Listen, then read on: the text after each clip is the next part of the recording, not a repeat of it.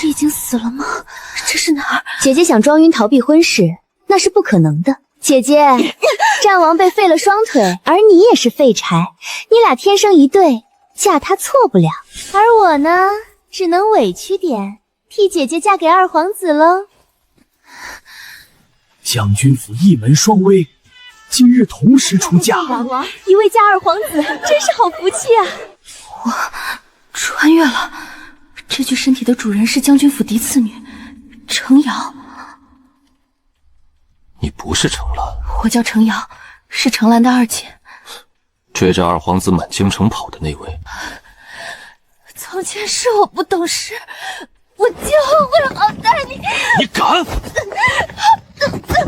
那香有问题，本王命人请太医。我会对你负责的。这可是你说的。我说的。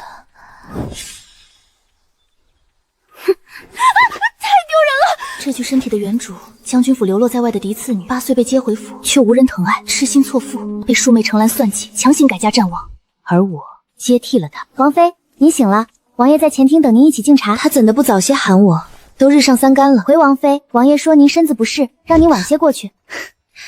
这人倒是挺体贴。罢了，看在他维护我的份上，去便去吧。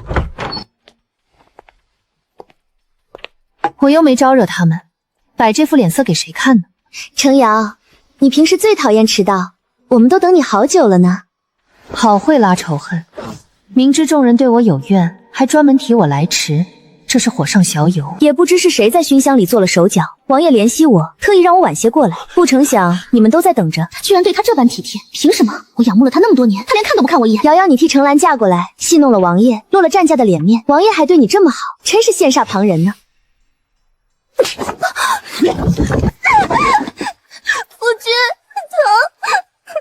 你个泼妇，怎能当众动手打人？既然是不光彩的事，弟妹就不该当众说。她说错了话，做嫂子的教训一下也是应该的吧。况且我和王爷的事，也轮不到她说3道4。这里不是市井之地，更不是你撒野的地方。这里是战王府呀，是我家，你们才是外人吧？吃我夫君的，住我夫君的，回头还辱骂我，端起碗吃肉，放下碗骂娘。程瑶，你李代王章嫁入我战家，用手段迷惑浩熙，如今又当众打朝吏，你无良无德。老夫人不必给我安罪名，您若是肯给我一封和离书，我这就走。成亲第2天便要和离，他疯了。程瑶，你若离了战浩庭，看你还能依靠谁？瑶儿，少说2句。这婆婆也太好欺负了吧。罢了，不为难她。娘，瑶儿年纪尚轻，不懂事，您别跟她一般见识。哼，不过是给她个下马威罢了。她若再不知收敛，我战家可容不下她。瑶儿，快给大家赔个不是。大嫂，你可真会和稀泥。这丫头让浩庭成了笑柄，你半句怨言都没有，哄她还不领情，你傻不傻？她是婷儿的妻子。大嫂，我明着跟你说吧，她命硬得很，身边的亲人一个接一个离世，这样的人本就不该进我们家门。看来这个家比我想象的还要热闹。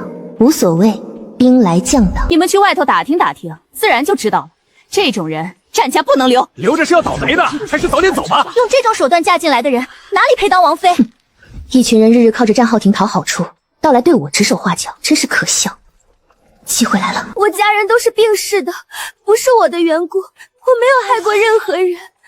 又来这套，凭这点手段，以为能在战王府长久？趁早离开，省得碍眼。演得差不多了。二婶，你要他去哪儿？可是大哥，他打了堂嫂在先。她是你嫂嫂。自她嫁入战王府，便是本王之妻。往事已成过去，任何人不得再提。若谁心存异议，可搬离战王府。浩庭，敬茶的时辰到了，堂堂王妃跪给我这把老骨头，免了吧，怕折了我的寿。那便不跪。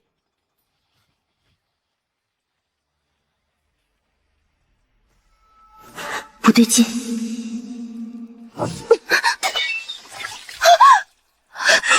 程瑶，你不愿敬茶便明说，何必被烫伤的人是王妃。浩庭，你没看出来这是苦肉计吗？他这是要离间你我祖孙感情。眼见为实，我更相信自己双眼，还不过来上药？走对手的路，让对手无路可走，这招果然好用。你既嫁于本王，若安分度日，本王亦不离不弃。谢王爷饶我小命。王爷，圣上请您即刻入宫。新婚都不让人歇一歇。王爷，宫中还传话，圣上要您携王妃同往。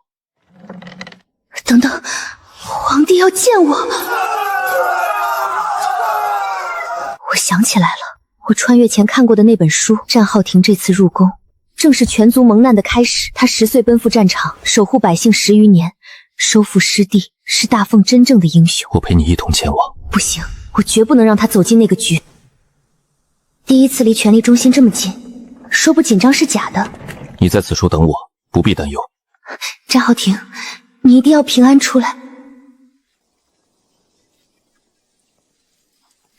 大白天的，真晦气。殿下，那边站着的可不就是我那位豪姐？哦，嫁了个残，嫁入战王府的那位。行啊，一个两个都蹬鼻子上脸。记住今天你们的嘴脸，日后咱们走着瞧。程瑶，你装什么淡定？战浩庭为这个国家付出了一切，却被当作弃子。我的物资还在，不管接下来发生什么，我不会让他一个人扛。战浩庭，你护了天下人13年，这一次换我来。姐姐你也在，好巧呀。怎么，就你能来我不能？姐姐，妹妹嫁给二皇子，让姐姐心中难受了吗？可妹妹与二皇子两情相悦，姐姐也不忍心拆散的，对吧？白莲加绿茶，原身单纯看不穿，一颗真心喂了狗。可惜现在的我不是从前的程瑶。程兰，你就跟你娘一样，都喜欢抢别人的东西，再装出一副清纯无害的样子，那颗心都烂透了，实在让人恶心。姐姐，你误会了，爱一个人是没有错的。你别碰我！兰儿，有没有事？都是我不好，惹姐姐生气了。你看兰儿多善良，你推倒她，她还把过错揽自己身上。程瑶，你已经嫁给了王叔，还用这种手段引起本宫的注意，实在让人不齿。二皇子，你少往自己脸上贴金，那样子会显得你很可笑。你还嘴硬，赶紧给兰儿道歉。这种自作多情的男人真是无可救药。我只是心口有点疼，不碍事的。姐姐不是故意的，你别怪她。你就是太善良，才总被她欺负。程瑶，你耳聋吗？我让你道歉。程瑶，你太过分了。谁让你说我推他呢？我便坐实了这个苗头，不然平白被你骂，多冤枉。你，哎呀，你怎么跟纸糊似的？我才碰你一下就倒了呢，这么不经打，幸亏我没嫁你。程瑶擅闯皇宫，冒犯皇子，还不将他拿下？他是皇子，我还是战王妃呢。圣上召我入宫问话，我看谁敢动我。二皇子，与你有婚约的人是我，可程兰给我下迷药，让我替嫁给战王爷，她嫁给了你，李代头章。此事我定会向圣上禀明。你休要信口雌黄，是你自己上错了花轿。你方才还说我迷恋你，眼下又说我肖想战王，自相矛盾，把谁当傻子呢？是你水性杨花，说不过就学泼妇骂娇，这就是你身为二皇子的教养和体面。战王妃，圣上请您进去。方才圣上还提起二皇子与二妃，既然都在，便一起进去吧。夫君，父皇会不会惩戒我们？你老实与我说，是不是你逼程瑶替嫁给王叔的？陈哥哥，都怪我太在意你了，太害怕中途出乱子，才铤而走险。你糊涂！我不是说过早已安排好，你为什么不听？你是怎么逼他的？程瑶身边那些知情的人都处置了吗？没，我让他们留在姐姐身边当眼线。你怎么还留着？若程瑶告诉王叔是你灌的药，这些人就是人证。怪我太在乎你，一时冲动。若是父皇要罚，就让他罚我吧。本宫不会抛下你，先进去再说。你好大的胆子，竟敢与亲妹换亲替嫁！是臣妾与妹妹上错了花轿，请圣上明鉴。换亲还是替嫁，皇帝心里清楚得很，就看他怎么给外界一个交代。哼，倘若不是阴差阳错，朕早已治罪。好在错有错找，战王并未介意，你就还当你的战王妃吧。谢圣上开恩。虽是错嫁，但相貌尚可，倒不算委屈你。微臣半副残躯，承蒙程瑶不弃，与微臣结百年之好，微臣对他只有感激与怜悯。但程氏不知，不是他上错花轿，而是二皇子与程兰合谋糊弄微臣，还请圣上替微臣做主。怪朕没教好儿子。战浩庭，你胆子越来越大了。孽障，还不跪下！这程兰无论相貌、气质还是性子，都不如程瑶出挑。逆子满脑私情，不堪大用。二弟，你与弟妹给为兄敬杯茶吧。这狗皇帝一边伪造战浩庭谋反的证据，一边又与他亲近，事出反常必有妖。好，赏。战王妃贤良淑德，赏东珠一甲，赏玉如意一只，赏绫罗绸缎各10匹。臣妇谢主隆恩。看似奖赏，全是华而不实的东西。好会装。姐姐，你原谅我好不好？没知道错了。原不原谅你，都不能否认你犯错的事实呀。而且我娘早已去世，她生不出你这种人。你是庶女的身份，不能叫我姐姐，得叫小姐。以后记住了，不然外人会说我们程家嫡庶不分。二皇子，真没想到你宁愿娶一个庶女，也不愿娶我这个嫡女。好在战王爷对我不离不弃，不然我如今可怎么办？你住口！谢过你的不娶之恩，往后别再对我说些莫名其妙的话了，王爷听见要误会的。夫君，谁让你招惹程瑶来着？本宫先前就说过，替家这事行不通，你非是不听。看，父皇生气了吧？这事明是我们一起商量的，怎能反过来全怪我？王府的厨子手艺太好了，小酥肉、酸菜鱼、糖醋排骨，每一样都绝。如果战王不束缚我，给我多点自由。等等，马上就要流放了，不行，我得为他做些什么。先不动这些东西，我来看看战家的产业都在哪儿，心里有个数，回头好安排。空间还在，灵泉还在，物资也还在，这是我最后的底牌。今日要回门，得先把这里清干净，看程兰拿什么去嘚瑟。好家伙，就当是给战王府的补偿好了。私藏这些东西，胆子够大的。既然如此，我就帮他展示一下好了。搞定，收工。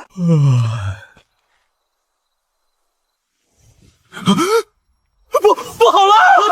人都去哪儿了？殿下，出大事了！库房被搬空，所有东西不翼而飞，兵器散落各处，龙袍被挂在了檐下。什么？快去报官啊！不能报官！陈琦，立即封锁全府，所有人不得外出。陈渤海，去取我书房里的黑色匣子。去，美人未半颗。告诉他们，府里的事必须保密，每月来我这儿领解药，便可安然无恙。二殿下，府里上下100来口人，照做。半颗药要不了命，得堵住他们的嘴，否则走漏了风声，我们所有人都完了。可府里的老弱妇孺若承受不住这药效，你再多废话，本宫先让你尝几颗。不敢！万一有什么差池，他怎么敢的？这哪里是那个温润如玉的贵公子？我错了，不该让程瑶替嫁的。兰儿，别怕，本宫骤然听到噩耗，有些无措，吓着你了。你也要让我吃药吗？怎么会呢？你我夫妻本是一体，本宫若出了事，你也是了。他不担心我出卖他，所以不必让我吃药，不是心疼，不是舍不得。兰儿，府里出了大事，本宫先得去处理，你先回房歇着。方才同说库房早已被搬空了，那岂不是一无所有？得到的只是一个空壳。若此事不能妥善处理，小命都难保。这么早？王妃，今日3朝回门，得早做准备呢。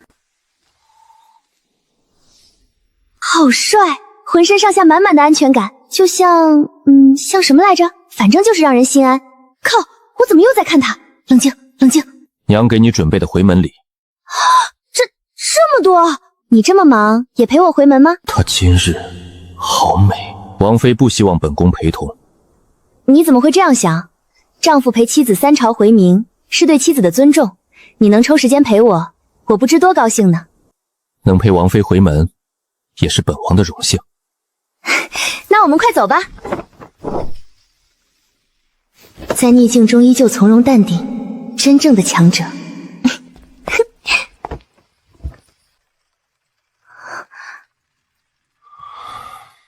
360度无死角，帅得惊天动地。老天爷，让他好好活下去吧。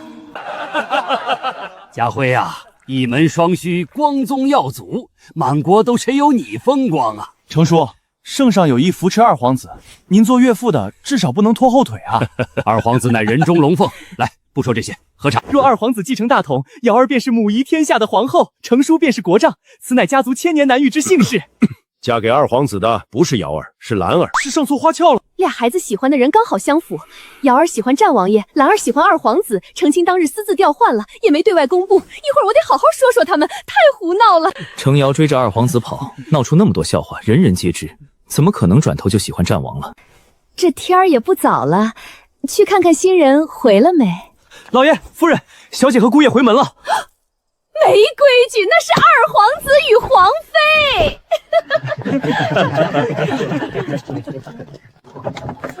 好家伙，这架势！瑶儿，你回来了。亲家老爷，您得改口喊王妃。是，即便是自家闺女，礼法不可废，得改。老爷，战王爷行动不便，你倒是搭把手啊。我家王爷只是腿上有旧伤，不是废了。姨娘这么紧张做什么？他一身武艺，上阵退敌也去得了。倒是我记得树地时常琉璃花街，掏空了身子，走路都要人扶。姨娘该操心的人不是他吗？瑶儿，早在16年前，我便被老爷辅政，成为嫡妻，成家主母，怎的又喊我姨娘？你说的树地是你亲弟弟嫡出的，不是树，他只是贪玩，你莫说笑话让人误会。如果我没记错，我娘走后不久，你便进了门。可你没有三媒六证，明媒正娶，就提个小包袱来的，连炫修都算不上吧？这也能当嫡妻？程瑶，你这程大人，依照律例，您连名带姓称呼王妃视为不敬，当受罚则。战王妃，我们知错了，你爹年纪大了，经不起责罚，要罚就罚我。姨娘既然这般要求，本王妃岂有不满足之理？来人！程瑶，你这程大人，依照律例，您连名带姓称呼王妃视为不敬，当受罚则。战王妃，我们知错了，你爹年纪大了，经不起责罚，要罚就罚我。姨娘既然这般要求，本王妃岂有不满足之理？爹爹，这府中没有个正经当家主母，真是无处不乱。那日我硬是被人摁着头替嫁，王爷大度不追究，但皇家威严不容冒犯，若圣上降罪，搞不好要全族流放。是你和程兰犯迷糊才上错了花轿，二皇子和二皇妃会替我们求情的，圣上顶多斥责几句，不会有事。佳慧，你快入宫请罪吧，若不然我们都得受牵连。我那人快生了，我先走了。我家有急事儿。我先走了。别走啊，侄儿，找个人送我回去吧，我脚软，走不动了。爹和姨娘脸色好难看，是不是不欢迎我和王爷呀？那我们走了。别呀，战王妃，父女没有隔夜仇，别和你爹一般见识。家辉还不把闺女和女婿请进去，傻愣着做甚？战王妃里边请。战王妃不待见妾身，妾身何必凑上前自取其辱？老爷你自己招待，妾身要在这儿等兰儿。王爷大驾光临，寒舍蓬荜生辉，快请进，快请进。妾身见过王爷。姨娘，瞧您这神情，莫不是招待我和王爷，让您感到为难了？王爷息怒，秋娘她一介妇人，不善言辞，绝无轻慢之意。我程家上下对王爷尊崇备至，您且留步，用过这顿回门饭再走，可好？不回门，不吃饭。您让我替程兰出嫁，嫁妆不足她的3成。3超回门也是这般冷遇，这就是您说的不轻慢。你出嫁前突然晕倒，醒来迷糊之下才阴错阳错上了兰儿的轿子。那些嫁妆本就是为兰儿备的，如今木已成舟，嫁妆难以调换，爹再给你补一些如何？好啊。你想要什么补偿？金银珠宝不必，给我些庄子、铺子、宅子、田地便好。方才还委屈满面，一听补偿立刻答应，这小财迷。爹，您该不会只是说说而已，舍不得给吧？那我娘的嫁妆，给，都给。爹，有王爷在此作证，您可要说话算话哦。我记得娘的嫁妆里原有10间铺子，她躲闪了，竟然是真的有。经营不善，亏损严重，陆续转让了几间，那至少还剩8间。爹再多给我2间，剩下的给姐姐程琼做压箱底的吧，反正都是我娘留下的，您总不能留着给旁人吧？战王妃，你请钟回礼的钱早已抵了大半嫁妆，还是你父亲自掏腰包？您把我娘气走，还想拿她的东西养自己的孩子，您哪来这么大的脸？辱骂王妃，一律杖责。战王妃，三朝回门便在娘家动刑，您叫世人如何看？爹，是他屡次触犯规矩在先，与我何干？您若包庇，依律也需同受处罚。这个人比我想象的要难对付得多。都快到晌午了，二皇子和程兰还没来，大抵是不会来了。回门是大日子，兰儿不会缺席的，定是有什么事情耽搁了。昨日我与王爷进宫，正好见到圣上罚他与二皇子跪着，这会儿放没放出来，我也不知道。二皇子府大门紧闭，门口侍卫和门房都不见踪影。从门缝往里看，里边安静得很，十分古怪。出什么事了？战浩廷这2日早出晚归，忙着部署后手，时间不多，我得先摸清慕容琛那边的底细。你们都是府里的人，主子待你们不薄，只要大家守口如瓶，每月便有安稳日子过。若是谁走漏了风声，以性命府中上下。慕容琛，你真狠！府里人心不稳，怕是压不住了。压不住也得压，等本宫把那些东西转移完毕，到时候他们自然会永远消失。等他们自己动手，就来不及了。快逃啊！二殿下要杀人灭口了，快跑！走吧，都走吧，活着才是最要紧的事。人呢？都给我回来！二皇子，我们进宫请罪。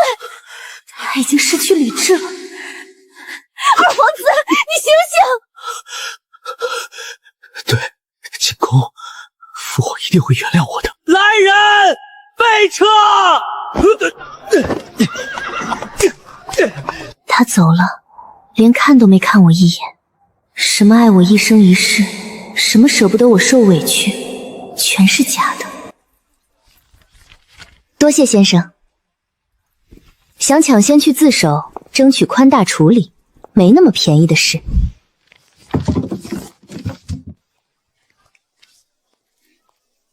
父皇，儿臣知罪。那些东西，儿臣只是一时糊涂，图个新鲜，儿臣绝无那个心思，求父皇开恩。孽障蠢货！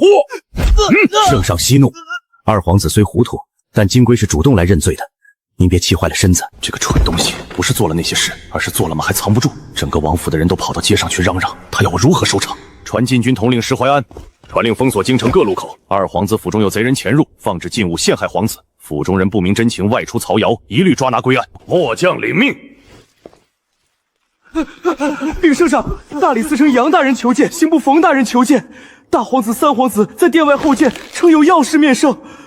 这些人消息倒快，不见。臣此见皇子犯禁，证据确凿，岂能轻纵？父皇，是程兰撺掇儿臣做那些事的，儿臣一向安分，全是他的主意。他再把所有罪名都推到我身上。程氏，你可知罪？一个诬陷我，一个纵容包庇，好得很。这莫须有的罪名，儿媳与二皇子相识不过2年，但那些东西早在此之前便已开始筹备。圣上若不信，可传侍卫统领陈经问话，他比任何人都清楚内情。程兰，你与侍卫统领陈琦暗中勾结，构陷皇子，罪不可恕。来人，将二皇妃押入凤阳宫。没有，我没有。父皇英明，是他野心勃勃，蒙蔽了儿臣。慕容琛，你当真无耻至极！冯卿家，你大抵是上了年纪，有些耳背。冯大人，程兰方才已经认罪，本宫是被冤枉的。圣上，臣已命人搜查二皇子府，禁物俱已查获，府中之人一一带到，请圣上允许他们自述经过。二皇子命人在全府饭菜中涂了迷药，不让我们离开，还威胁我们，谁敢多嘴就要我们的命。200余人，他竟想灭口200余人，这个蠢货当着群臣的面被揭出来，谁也保不住他了。将二皇子一并关入凤阳宫。父皇，儿臣知错了，您再给儿臣一次机会。父皇，太蠢了，这对男女主这么快就落幕，一点成就感都没有。失去目标，此人身法极快。怎么回事？方瑶有不明身份之人潜伏暗处，已经逃离。此人身法诡异，来去无踪。来无影去无踪，若此人有恶意，我岂非……好险，这里的暗卫比战浩云身边的还强。我只是藏住气息，他们都能察觉到，以后不能这么冒险了。不过看到昏君吓成那样，还挺解气的。不必担忧，安心在家等我。你当心些。明面上的账目，盈利的产业全被过到了二房名下，留在账面上的不是薄利就是亏损。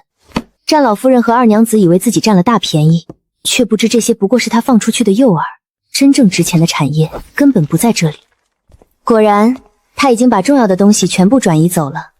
不愧是她，早就有了防备，有我提醒在先，她行动得更果断了。这样一来，将来不管发生什么变故，都有东山再起的底气。今日该出门办些正事了。听说二皇子府出了大事，有个神秘人打开了大门，不少人逃出来，满街喊救命。那些逃出来的下人被官差带走指证二皇子了，不过他们不过是些微不足道的人罢了，谁会真心护着100多条无辜的性命？难道我就这样眼睁睁看着吗？不，我偏不信命。既然来到了这里，就要拼尽全力改变一切，大不了从头再来。慕容琛早已和刘玉国暗中往来，只是始终没踏出最后一步。如果我把通敌的证据公之于众，举国皆知，他必然万劫不复。皇帝可以容忍皇子争位，但绝不会容忍有人出卖国土。只要慕容琛倒了，那些被关押的无辜之人就再无利用价值，自然会被放回来。找到了，这是慕容琛与刘玉国联络时中间人出示的信物，有了这个，就能顺藤摸瓜找到接头人。这里就是刘旭国密探的藏身之所，看似普通猎户，实则暗藏5名敌国探子。3个月后，他们会对整个村子下毒手。对这种人，绝不能心软。这几个还真难对付。还有一个，那个叫耿秋生的猎户，他是汉人，却甘愿为敌国效力。等他回来，一并拿下。好强的反应力，不愧是经验老道的猎人。想跑？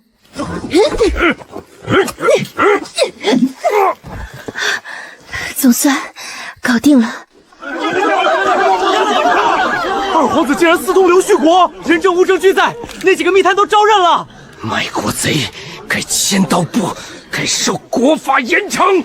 陛下，二皇子通敌卖国，铁证如山，臣等恳请一律严惩。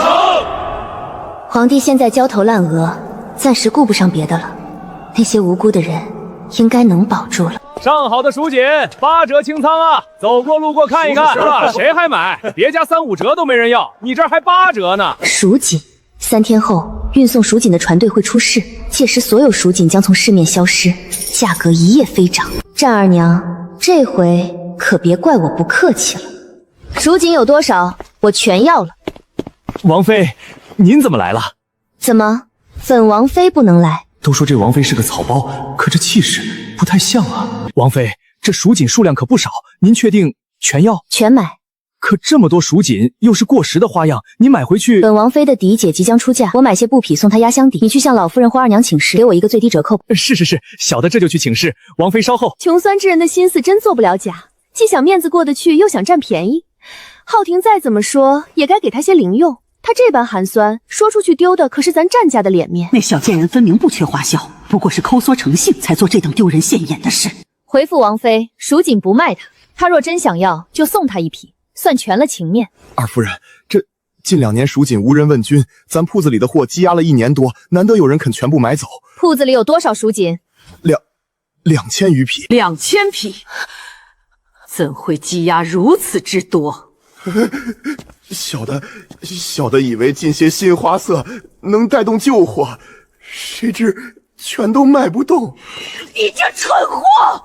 娘，这批蜀锦价值不菲，不卖给他实在可惜。程瑶突然买这么多蜀锦，必有图谋。蜀锦不能卖给他，免得咱们被拖下水。老夫人，可眼下还真没别人要蜀锦，卖不出就是你无能。程夫人，300仆蜀民，50匹云锦，300匹棉发布已安排妥当，立刻按您给的地址送过去。所有布匹已装车完毕，您已成为我们一品堂的至尊贵客，铺内所有货物悉数8折。这些东西运到边远之地去卖，价格翻几倍不成问题。战二娘啊，战二娘，现在不肯卖我，不出2天，你怕是要哭着来求我。这些给姐姐送去。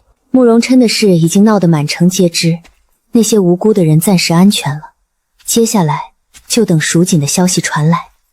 战二娘、老夫人，你们拭目以待吧，这盘棋才刚刚开始。老人家，我是程玲的妹妹程瑶，特来探望姐姐。妈，谁来了？瑶儿，你怎么来了？姐姐，我好想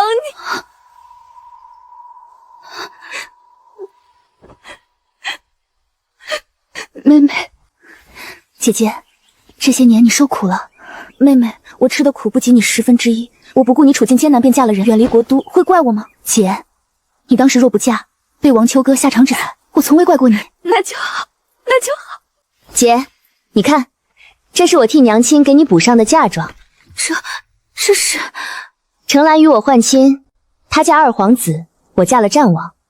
好在战王对我不错，3朝回门时给了我些补偿。姐，这些是蜀锦，过不了多久，蜀锦会扩 F 大幅涨价，你到时候卖掉，然后和姐夫离开都督，去过安稳日子。妹妹，你说什么？为何要离开？皇帝猜忌战王，局势不明朗，我怕万一出事会牵连你。姐，我给你的，你一定要收。那你呢？你比我更需要这些。姐，我和王爷已做好应对，你只需顾好自己的小家就行。好，让他们搬到我家地窖去吧。好嘞。你们姐妹说说话，我带孩子们出去玩。姐夫人品端正，婆母通情达理，姐姐的日子虽清贫，却也舒心。姐，不论我们处境如何，你都不要打听和联络我们，等一切稳定了，我会来找你。妹妹，我恨自己无能，帮不上你一点。你过好自己的日子，就是帮我最大的忙。姐，你信我吗？信。那就一定要说服姐夫，尽快离开。姐，等我的好消息。妹妹，保重。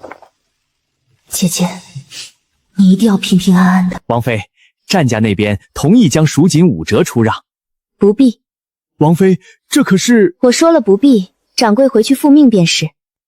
当晚皓月布庄失窃，所有货物凭空消失，一点线索也无。废物！一整间铺子的货就这么没了。去跪祠堂，什么时候想明白了，什么时候起来。是。蜀锦怎么突然涨了这么多？听说运蜀锦的船出了事，货全毁了，现在有价无市。时机到了。战王妃捐了大批物资给灾区，战王妃真是菩萨心肠啊！所有人都以为我把赚到的全捐了，其实不过是冰山一角罢了。这招既安了民心，又掩了耳目。老夫人、二夫人也病倒了，都是自作孽。王妃，老夫人和二夫人都气病了。聪明反被聪明误，姐姐那边也已按计划离开了国都，但愿从此以后她一家平安顺累。进来。王爷，王府还有不少产业未动，若就此舍弃，实在可惜。坐。局势虽险，但若妥善处置，既能解当前之困，也为日后留条路。并非本王不想动，皇帝对本王虎视眈眈，稍有不慎便会引火烧身。王爷，可否在不引起怀疑的前提下，暗中将部分产业转移，留些表面产业做幌子，暗中积蓄力量，以备不时之需？你所言有理，只是此事风险极大，需从长计议，不可操之过急。可先安排可靠之人，将那些隐蔽的产业悄然处理。王妃心思细密，此事本王已在安排。那王爷忙，我不打扰了。难得清闲，这晚霞真美啊！停下吧，王妃。王爷，你有事找我？无事，陪我走走，可否？好呀，能陪战神散步也是我的荣幸。王爷，这……瑶儿，你为王府出谋划策，不辞辛苦，本王都看在眼里，记在心里。王爷，我没事。躲什么？你先放开。瑶儿，我还是想放你走。我不想走，我想陪他走一段，让他的崛起之路不要那么苦，那么难，他值得。瑶儿，有你在本王身边，哪怕前路荆棘密布，本王也不再惧怕。记住你今天的话，日后无论遭遇什么，都不许一蹶不振。只要有一口气，你都给活下去。好。这盛世繁华再过5个月就会被藩国践踏，我得抓紧准备了。本国就看上你是你的福气，还想跑？冯景安，皇后的亲弟弟，仗势欺人的纨绔，直接出面容易招惹麻烦，得想个法子。哎呦，谁敢暗算本国舅？哎呦，国舅爷这是怎么了？是不是坏事做多了，良心不安，摔了跟头？是谁给本国舅搜？什么情况？快走，快走！多谢姑娘出手相助，若不是姑娘，我今日……别怕，没事了。你叫什么名字？我叫萧云柔。今日之恩，云柔铭记于心。程姑娘，今日之恩，云柔没齿难忘。日后若有用得上云柔的地方，尽管开口，举手之劳罢了。倒是萧姑娘，我看你精明通透，想必是个能干之人。姑娘谬赞，不过是跟着父亲学了些生意上的门道。萧姑娘，既然你家是做粮商生意的，我有一事相求，我想购入一批粮食，数量不小，不知你可否帮忙？程姑娘，这批粮食虽有难度，但看在姑娘的份上，云容答应了。你放心，费用方面我给你优惠。不行，我不能让你吃亏，按正常价来就好，5折。你同意我就卖，这点小事儿，蓉儿还做得了主。萧姑娘大气，和你为我做的相比，不值一提。萧云柔，民女见过王妃，知道我身份了，可惜不能随意玩耍了。不必多礼，坐吧。买粮之事还望你保密，无论谁问起都不要说。王妃放心，民女必定守口如瓶。不知王妃何时要这批粮食？越快越好，最好3天之内。时间虽紧，民女会尽力而为，回去就安排人手。二小姐，民妇见过王妃。李妈妈，跟我还这么生疏做什么？我想你了。李妈妈，这件事我不想让旁人知道，想拜托峰哥出面帮我把粮食运回来。他为人踏实可靠，我信得过。好，承蒙王妃看得起，民妇定要风儿办得妥妥的。王妃自小历经磨难，如今仍要为这些事操劳，真是难为你了。李妈妈放心，一切我都安排好了，不会给你们添麻烦。王妃放心，小的一定办妥。辛苦你了。王妃，粮食一粒不少，都在这儿了。峰哥辛苦了，多谢。有了这些粮食，到时候就多了一份底气。几日前没给王妃准备见面礼，是蓉儿礼数不周，还请王妃不要嫌弃。有实力之人送礼就是这么朴素无华，多亏了你帮忙，我才能这么顺利。说起来，我也有样东西送你，这是我珍藏的护肤装品，能让人容颜更加光彩笑人。来，我给你试试。天哪，这真的是我吗？王妃，这也太神奇了！王妃，可否告知这装品出自何处？我手里有制作的方子，可以给你。你有方子？方子送你，若能研制出来，便是你的本事。那不行，王妃，您给我1年时间，若能成事，利润您至少要占50%，成本全由我承担。你这人，好吧，就依你。王妃放心，蓉儿定不辜负您的信任。陛下，靖王虽称病在府，但暗中似有经营产业之举，臣已查到些许线索。老四倒是不安分，这个残废竟还敢有动作，他以为朕真的不敢动他吗？朕还没来得及动手，他就暗中转移产业，难道想提前发难？来人，传刑部尚书赵崇安，核实这份文书，无论属实与否，务必在3日内报给朕。臣遵旨。战浩庭，这是你自寻死路，怨不得朕。王爷，这假衣关键时刻能保命，能不脱就不要脱。此去皇宫，定要万分小心。此去凶多吉少，可我若倒下了，这何府上下，我的瑶儿该怎么办？瑶儿，若本王此去遭遇不测，会有人带你走。皇帝忌惮的是本王，你与本王和离，或许他不会为难你。皇帝不会放过我的，即便合离又有何用？瑶儿，本王不能眼睁睁看着你陪本王赴死，拿着和离书，或许还有一丝希望。不，我不走，至少我现在还不想走。瑶儿，是本王对不起你，让你陷入如此绝境。等我回来，心里好难受，说不清为什么，就是想放声大哭一场。不好了，王妃，大夫人昏倒了！刑部尚书赵大人有令，战浩庭通敌，即刻查封。这么快？不知赵大人可有圣旨？周大人马上到，圣旨在他手上。小人带柴阳去密室。他们居然知道密室，看来战浩腾的人中有内鬼。赵崇安这是抄家为假，栽赃为真。萧府在提醒我，让庆竹去偏院拖延，把能砸的东西都砸了，闹得越大越好。奴婢明白。这里随便哪一样都够把战浩庭打入深渊。狗皇帝好狠的心。狗皇帝笑纳了。夫人倒是说说，密库里的东西都去哪儿了？我不知道什么密室，装得挺像。大人明鉴，妾身进府不到半个月，连钟玉的钥匙都没摸过，什么密室库房，妾身一概不知啊！你不老实，待进了流放营，可有的是苦头你吃。传旨，异姓王战浩庭意图不轨，罪证确凿，即刻查抄王府，家族成员流放苦寒之地，以正国法，钦此。这是污蔑！我孙儿浩庭忠心耿耿，怎会有此罪名？定是有人陷害。我们战家世代为朝廷效力，从未有过二心。周大人，王爷是否有罪，尚无刑顿。您如此行事，就不怕有冤假错案？大胆！来人，拿下！你们敢动夫人试试？娘！聒噪！狗乖！战王战功赫赫，是边关的守护者。大人如此对待他的家眷，就不怕寒了边境将士的心？周岩，事情有变，密室里的东西全没了，立即封锁各个门口。把人都押起来，只许穿单衣，明日一早发往流放营。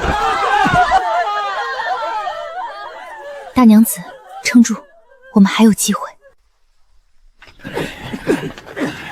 夫人，振作起来，我们还有机会。走快点！我们虽不幸沦为按下囚，却也轮不到你们这些渣子欺压。你尽管动手，看将来的下场如何。战浩辰，你是懂自投罗网的，将他一并拿下。傻孩子，你怎么回来了？在学院，一得到消息就该逃啊！夫人，有振作啊！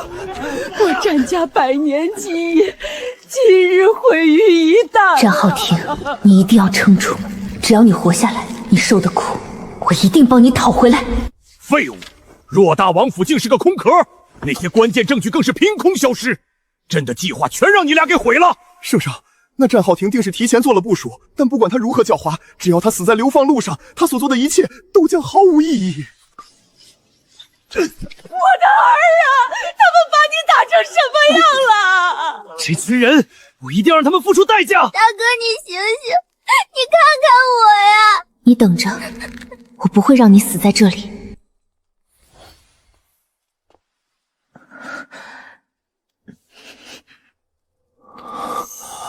你一定要撑住，活下去。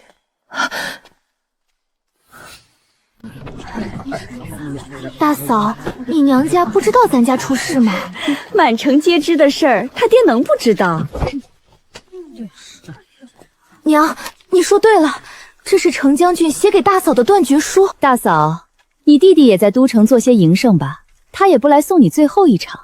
也是，你儿子害得全族流放，谁不有多远躲多远？只可惜你们这一房，在这路上怕是连口汤都喝不上了。二娘，浩庭征战沙场多年，立下赫赫战功，与全族共享荣光。如今他被奸人所害，一荣俱荣，一损俱损，何来连累一说？况且是圣上判了我们流放，又不是他让我们流放的。二娘，你总在抱怨，可是对圣上的处罚不满。我只是恨铁不成钢，并没有不满，你不要胡说害我。没有最好。二娘不会说话，以后还是少说吧，以免连累到我们。言多必失，你少说几句。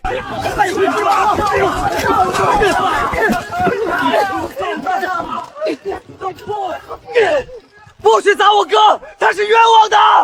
战浩辰，这是除了战浩庭以外第二个护着我的人。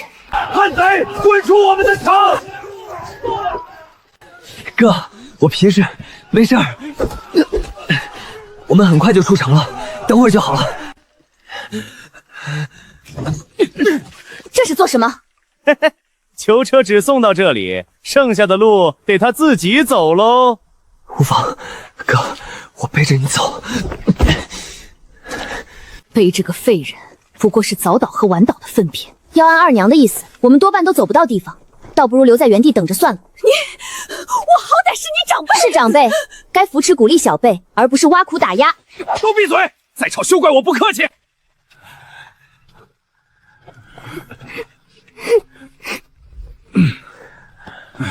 娘，我们什么时候能回家？哥，你别担心，一会儿就能歇脚。小心，有刺客！哥，你别回头，别管我，跑！哥，要伤他，先过我这关。接着给你哥讨回公道。一个活口都没留，这些官差里怕是有内应。娘，你冷静点，浩庭中了箭，你扑上去只会加重伤势。你本来就不想嫁给我哥，眼下他成了这样，你高兴了？你在胡说什么？他可是你亲哥，有你这么咒自己家人的？柔儿也是忧心大哥，大嫂何必把火气发在他身上？三嫂，不说这些了。嫂子，大哥伤势如何？不乐观，他中的是犬齿倒钩箭，好在射入不深，没伤及要害。难就难在这是荒郊野外，犬齿倒钩剑只有皇室才有，大哥都已经这样了，还不肯放过他。娘，把娘抱那边去照顾，把柔儿也带走，别挤在这儿。幸好不深，没伤及心脏。嫂子，我来包扎，你歇一会儿。你手没我稳，包不好，你去歇着，一会儿还得背你哥走路。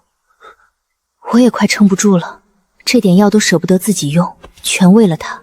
这家伙，我上辈子欠了他的吧？张浩庭，我付出这么大代价，你要是敢撑不过去，我绝不会放过你。看花了吧，他怎么可能笑？奉官命，押解人犯战浩全族赴九雍州。差爷，我大哥伤势过重，请容许我进城为他寻个大夫。尔等乃朝廷重犯，按旨意身上不许带1文钱去流放，把你们手里所有东西全部交出充公，方可上路。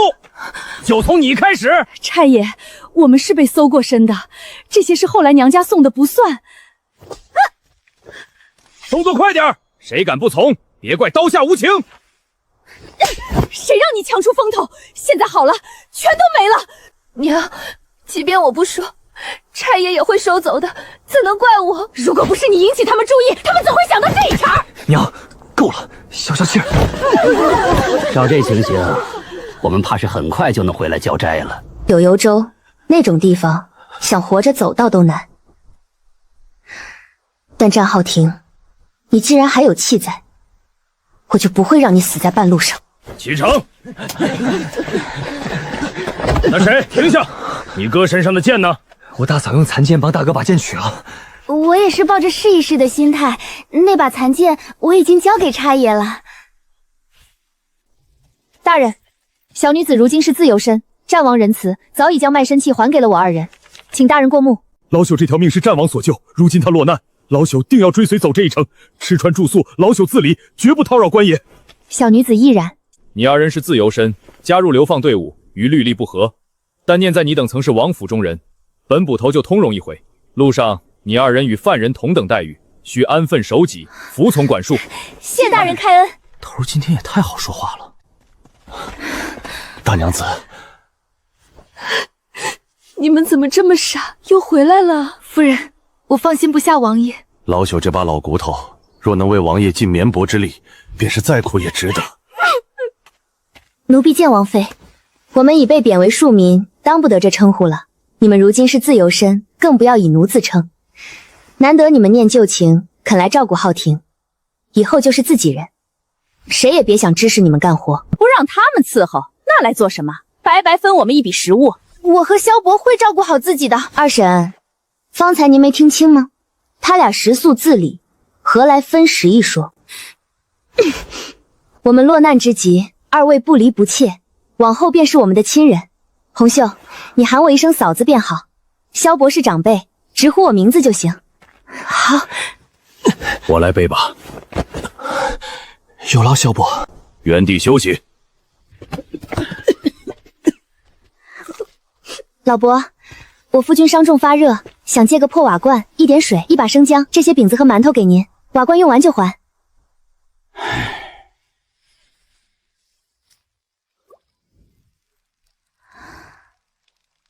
深更半夜不睡觉，在搞什么？差爷，我夫君发热了，我给他熬个姜汤。动作快些，别影响大家休息。好嘞。官爷，给我们点水吧。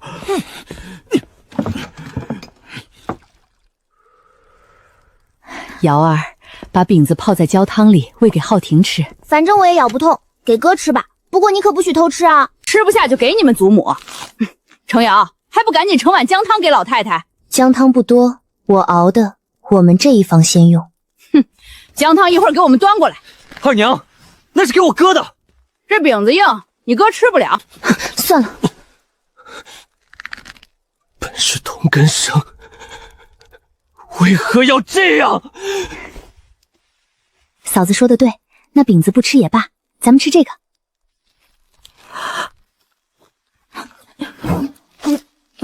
可饿死我了。够了，你和萧伯也吃，多吃些。你们的食物分给我们已是极好了。你们吃吧，多少吃一点。麻药早该过了，还不行，是伤得太重了吗？你可得撑下去啊，我可不想守寡。爷，您醒了，夫人说的对，您千万要撑住啊！想活下去，就喝。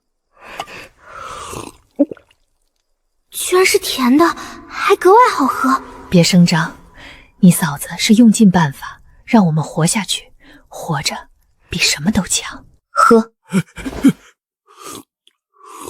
别问，喝完闭眼休息。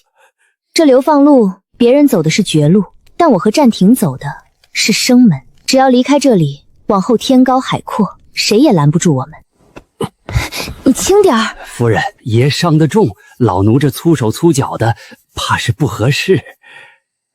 算了，我来吧。夫人心细，他照顾爷就好。浩辰，咱俩别在这添乱了。哪怕是以这样狼狈的方式，至少他还在身边。战浩庭，你要振作，等东山再起，你给我狠狠还击回去。好乖。果然发烧了，伤这么重，不发炎才怪。夫人，我想和萧伯去附近买辆马车，方便载着爷赶路。你去问问官差，得给他们些好处，说话客气些。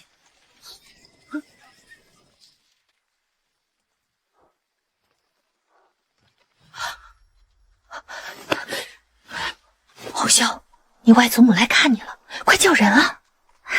外祖母，您是来看我的吗？外祖母，亲属送的物资会被没收，但红袖已经自由身，您说是他的外祖母，东西可以给他。我和你舅舅猜到了，故意等在城门外，他们竟这般明目张胆。外祖母，隔墙有耳，您少说两句。我这不是心疼你吗？你这一走，不知这辈子还能不能再见。你娘拢共就2个女儿，你和你阿姐天各一方。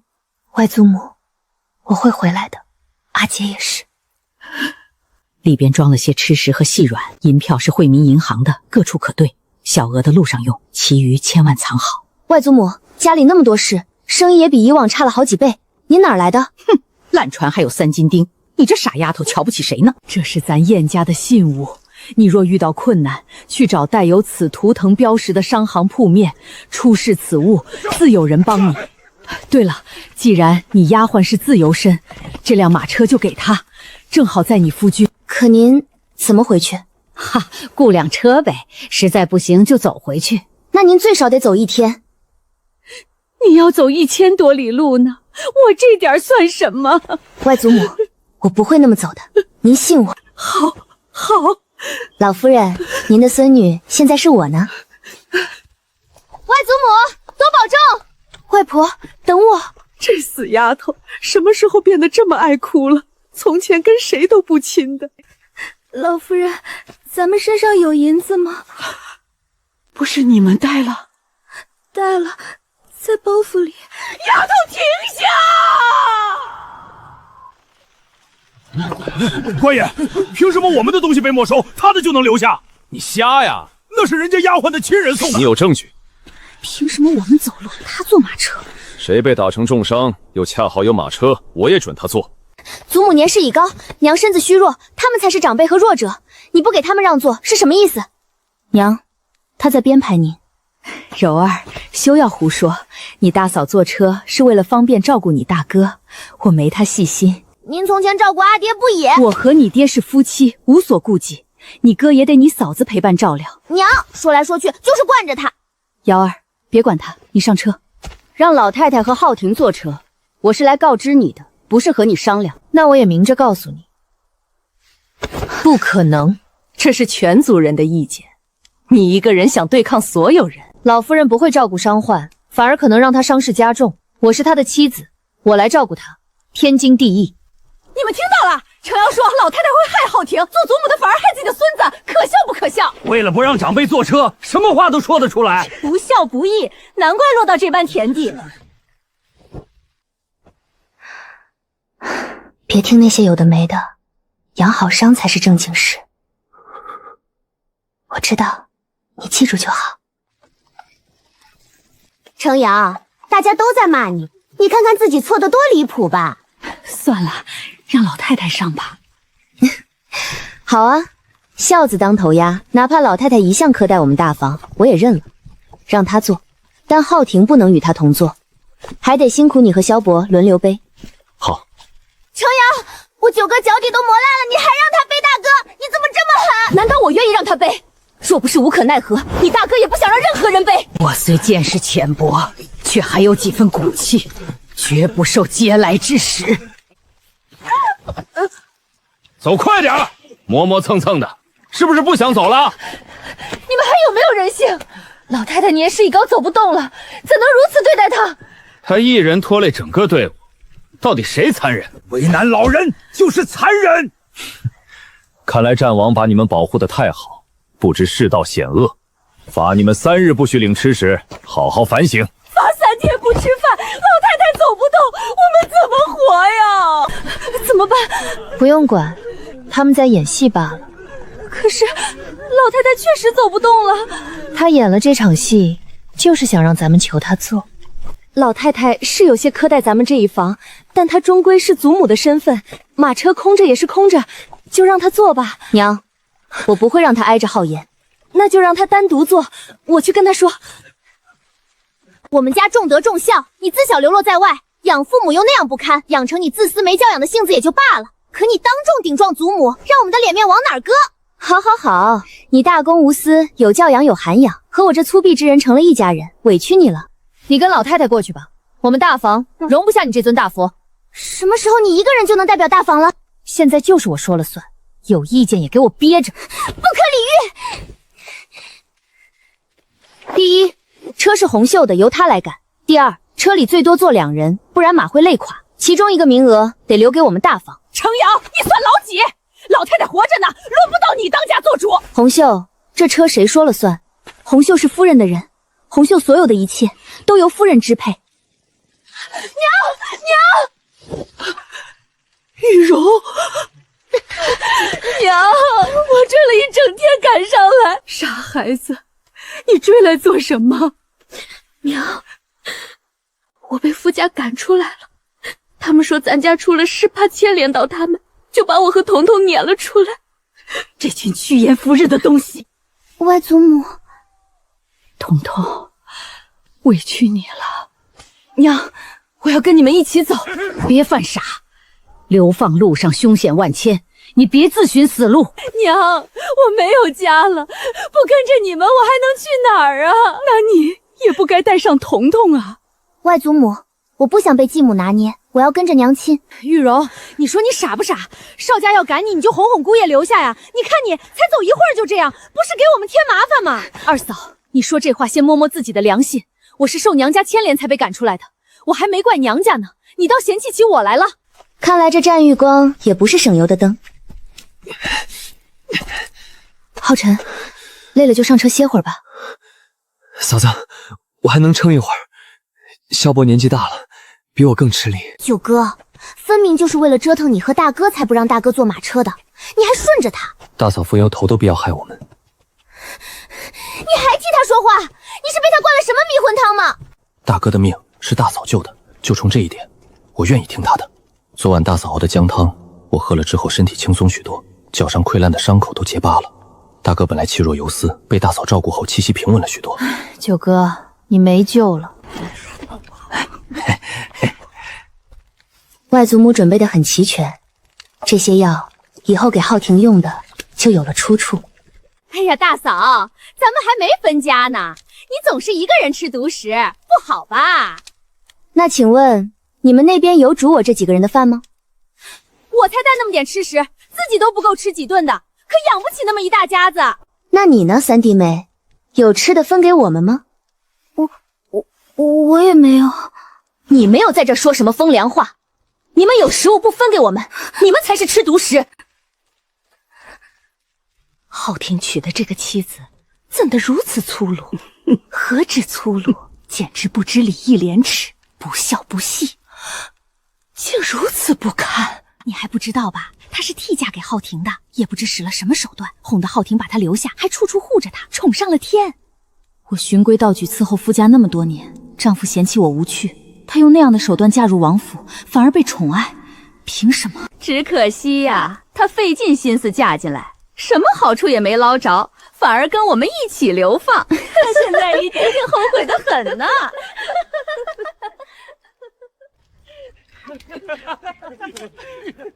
如果他真如大家说的那般不堪，为何会对大哥死心塌地？不是他暗中救治，大哥早撑不住了。有没有可能那些不堪只是表象，是大哥安排的后手？大嫂，大哥体虚，光吃面条没营养，撑不住的。给你喂大哥吃吧。不用，等你醒来，一切都会好的。大嫂，三嫂特意留了块肉给大哥补补身子。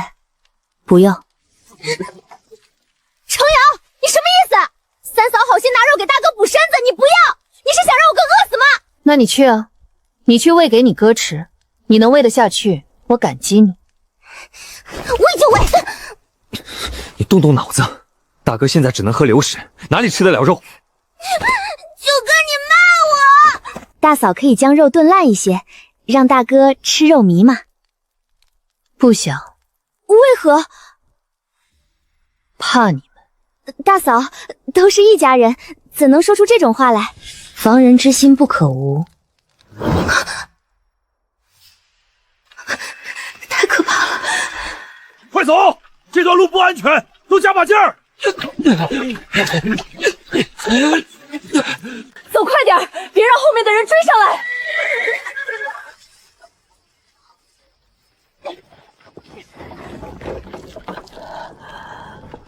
人不在里面，撤。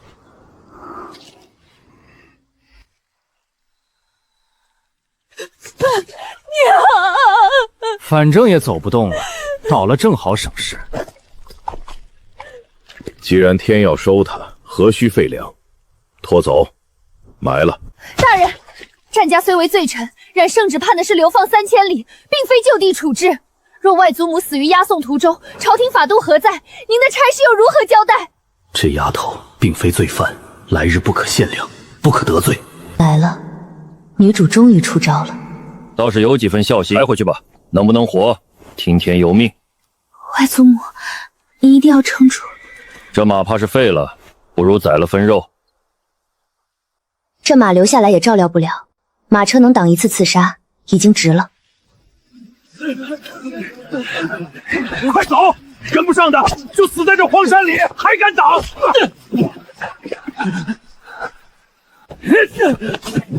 我们从高处坠入尘埃，再也回不去了。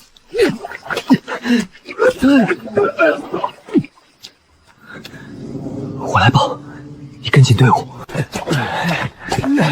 我来背他。嫂子，你怎么要喂他吃药了？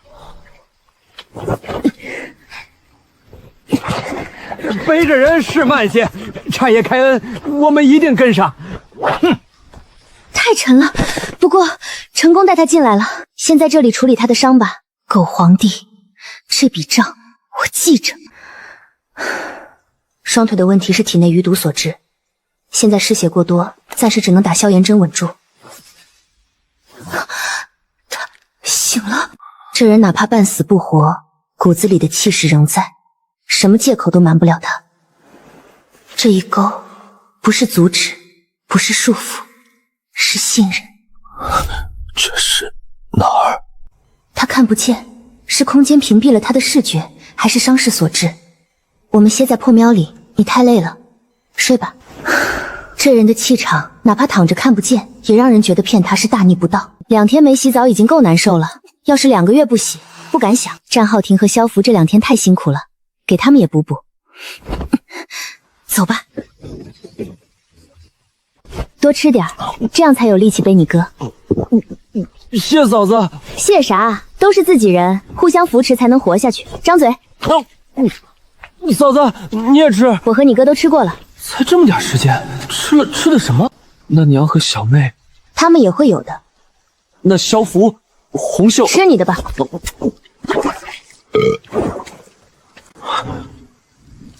嫂子，这水里是不是加了什么？没有。有体力就是好。这路上我可省事多了。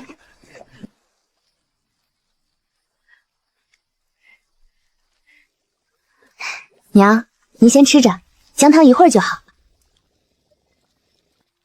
姜汤好了，一碗一碗来，都排队。多谢战家大嫂，多谢你。他们只是普通人，我希望他们都能活下去。姑母，您不是也带了些驱寒的药吗？不如我们也熬些分给大家。表嫂已经熬了姜汤，大家喝了便能驱寒，我们不必多此一举。药物还是留着应急吧。你不许喝他熬的姜汤！你疯了！当着这么多人的面，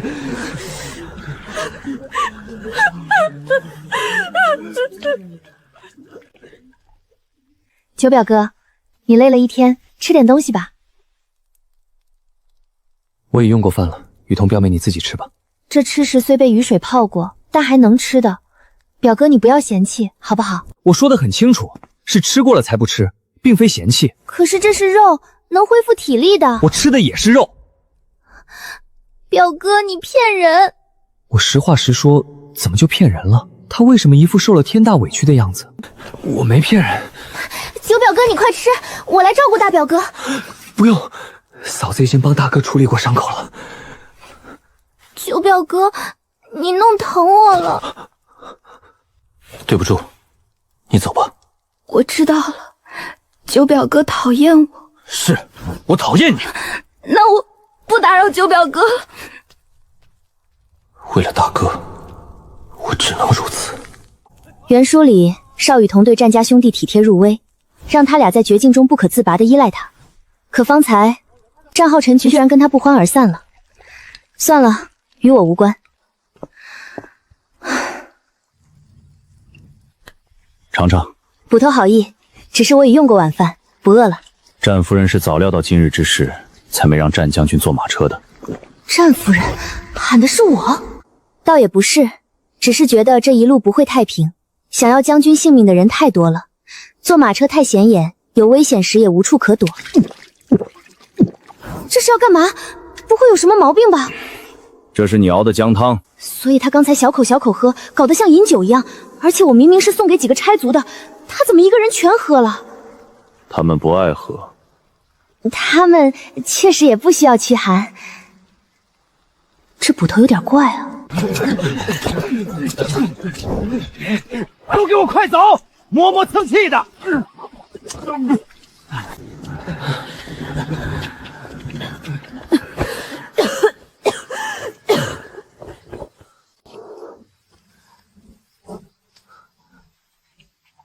娘，您撑住！差爷，求求你们，前面有村镇，能否请个郎中来看看我外祖母？那么大年纪，又伤成那样，还请什么郎中？反正都是流放的命，治了也是白费功夫。只要治，就还有一线生机。差爷，求求您救救我外祖母！是不是给老太太找了郎中？你什么都肯做？是，我什么都愿意做。行啊，连着赶了2天路，小爷腿酸得很。你过来给爷捶捶腿，把爷伺候舒坦了。爷一会儿去前面村子帮你找个郎中。他还只是个孩子，你们不能这样。姑娘不要犯傻，不要跟他进去。雨桐，没事的，姑母。古有仙人割肉喂鹰，今有我为救外祖母甘愿赴难，不过一副躯壳罢了，我不甚在意。为什么心里会这么难受？你哥好像不对劲，快来看看。大哥，他走了，我赌他会救我，可他就这么走了。我的儿，你别去，你回来让娘去吧。行吧，你够狠，你赢了。雨桐，你回来，我有法子能救老太太。原来我也是怕的。你有法子，为何不早说？我也是现在才想起。他看穿了我所有心思，有意思。大表嫂的救命之恩，雨桐没齿难忘，日后定衔草相还。也就是他若去了，便不打算活着回来。为了救自己外祖母，竟能做到这一步，不愧是女主，短短一句话就让所有人对她肃然起敬，太会收买人心了。雨桐表妹记得我的好就行。表嫂，雨桐将毕生铭曼于心，事不宜迟，您快些救人吧。煮一锅姜汤，给老太太和二婶喂下去。只喝姜汤能行吗？您昨日喝了，是不是感觉精神好了许多？大家淋了这么多雨，也都很少生病，不是吗？姜汤是治风寒，老太太是被压伤了筋骨，能一样吗？能不能先让她试试呗？现在也没有更好的法子了，不是吗？姜氏八物，祖母和我娘身上全是伤，喝了只会加重伤势，你这是要害他们。那就不喝吧。你既答应救人，就要全力以赴。这不是你拦着吗？你是不是除了姜汤就没有别的法子了？是啊。我算看出来了，你拿外祖母和我娘的命在赌，万一侥幸把他俩治好，你便赢得名声；万一治不好，也赖不着你。大哥一诺千金，爱民如子，无愧于天地，但你却花言巧语，偷奸耍滑，视人命如草芥，你配不上大哥。我配不配得上与你无关，你们给我句话，老太太和二婶治不治吧？治不治？那你们商量一下，少数服从多数喽。不用商量。眼下没有更好的法子，就试试。你居然站在他那边，不能试！你看看大哥，天天都被喂姜汤，他的伤势有没有恶化？对啊，大公子伤得那么重，不也是喝了姜汤才好转吗？还真是。好，那我跟你赌，如果你没治好祖母和我娘的伤，你怎么办？我只能说，我能让他们醒来，伤势好转。那至少治好3、5成，你敢打赌吗？赌就赌，赌约是什么？赌你自请下堂，再卖身与我为仆。这小丫头真是丝毫不放过踩我的机会。如果我赢了，我要分家，把我这一房分出来。爹，你同不同意？同意吧。还请在场的叔伯给做个见证。如果我输了，我自请下堂；如果我赢了，就让我这一房分出去。很好，到时候不要装傻就行。同样的话送给你。瑶儿，你分家问过你婆母了没有？问过了，我娘同意的。问过才怪呢。不过婆婆也没反驳，那就默认了吧。开始吧。我补充一点，姜汤我说喂多少就喂多少，不许多喂少喂。按你说的来。这种冷雨天，要是能喝上一口，慢慢灌，别呛着。这姜汤竟真管用！快，再多熬些。没姜了。开门，官府例行检查。分家的事先压一压，等他醒了再说。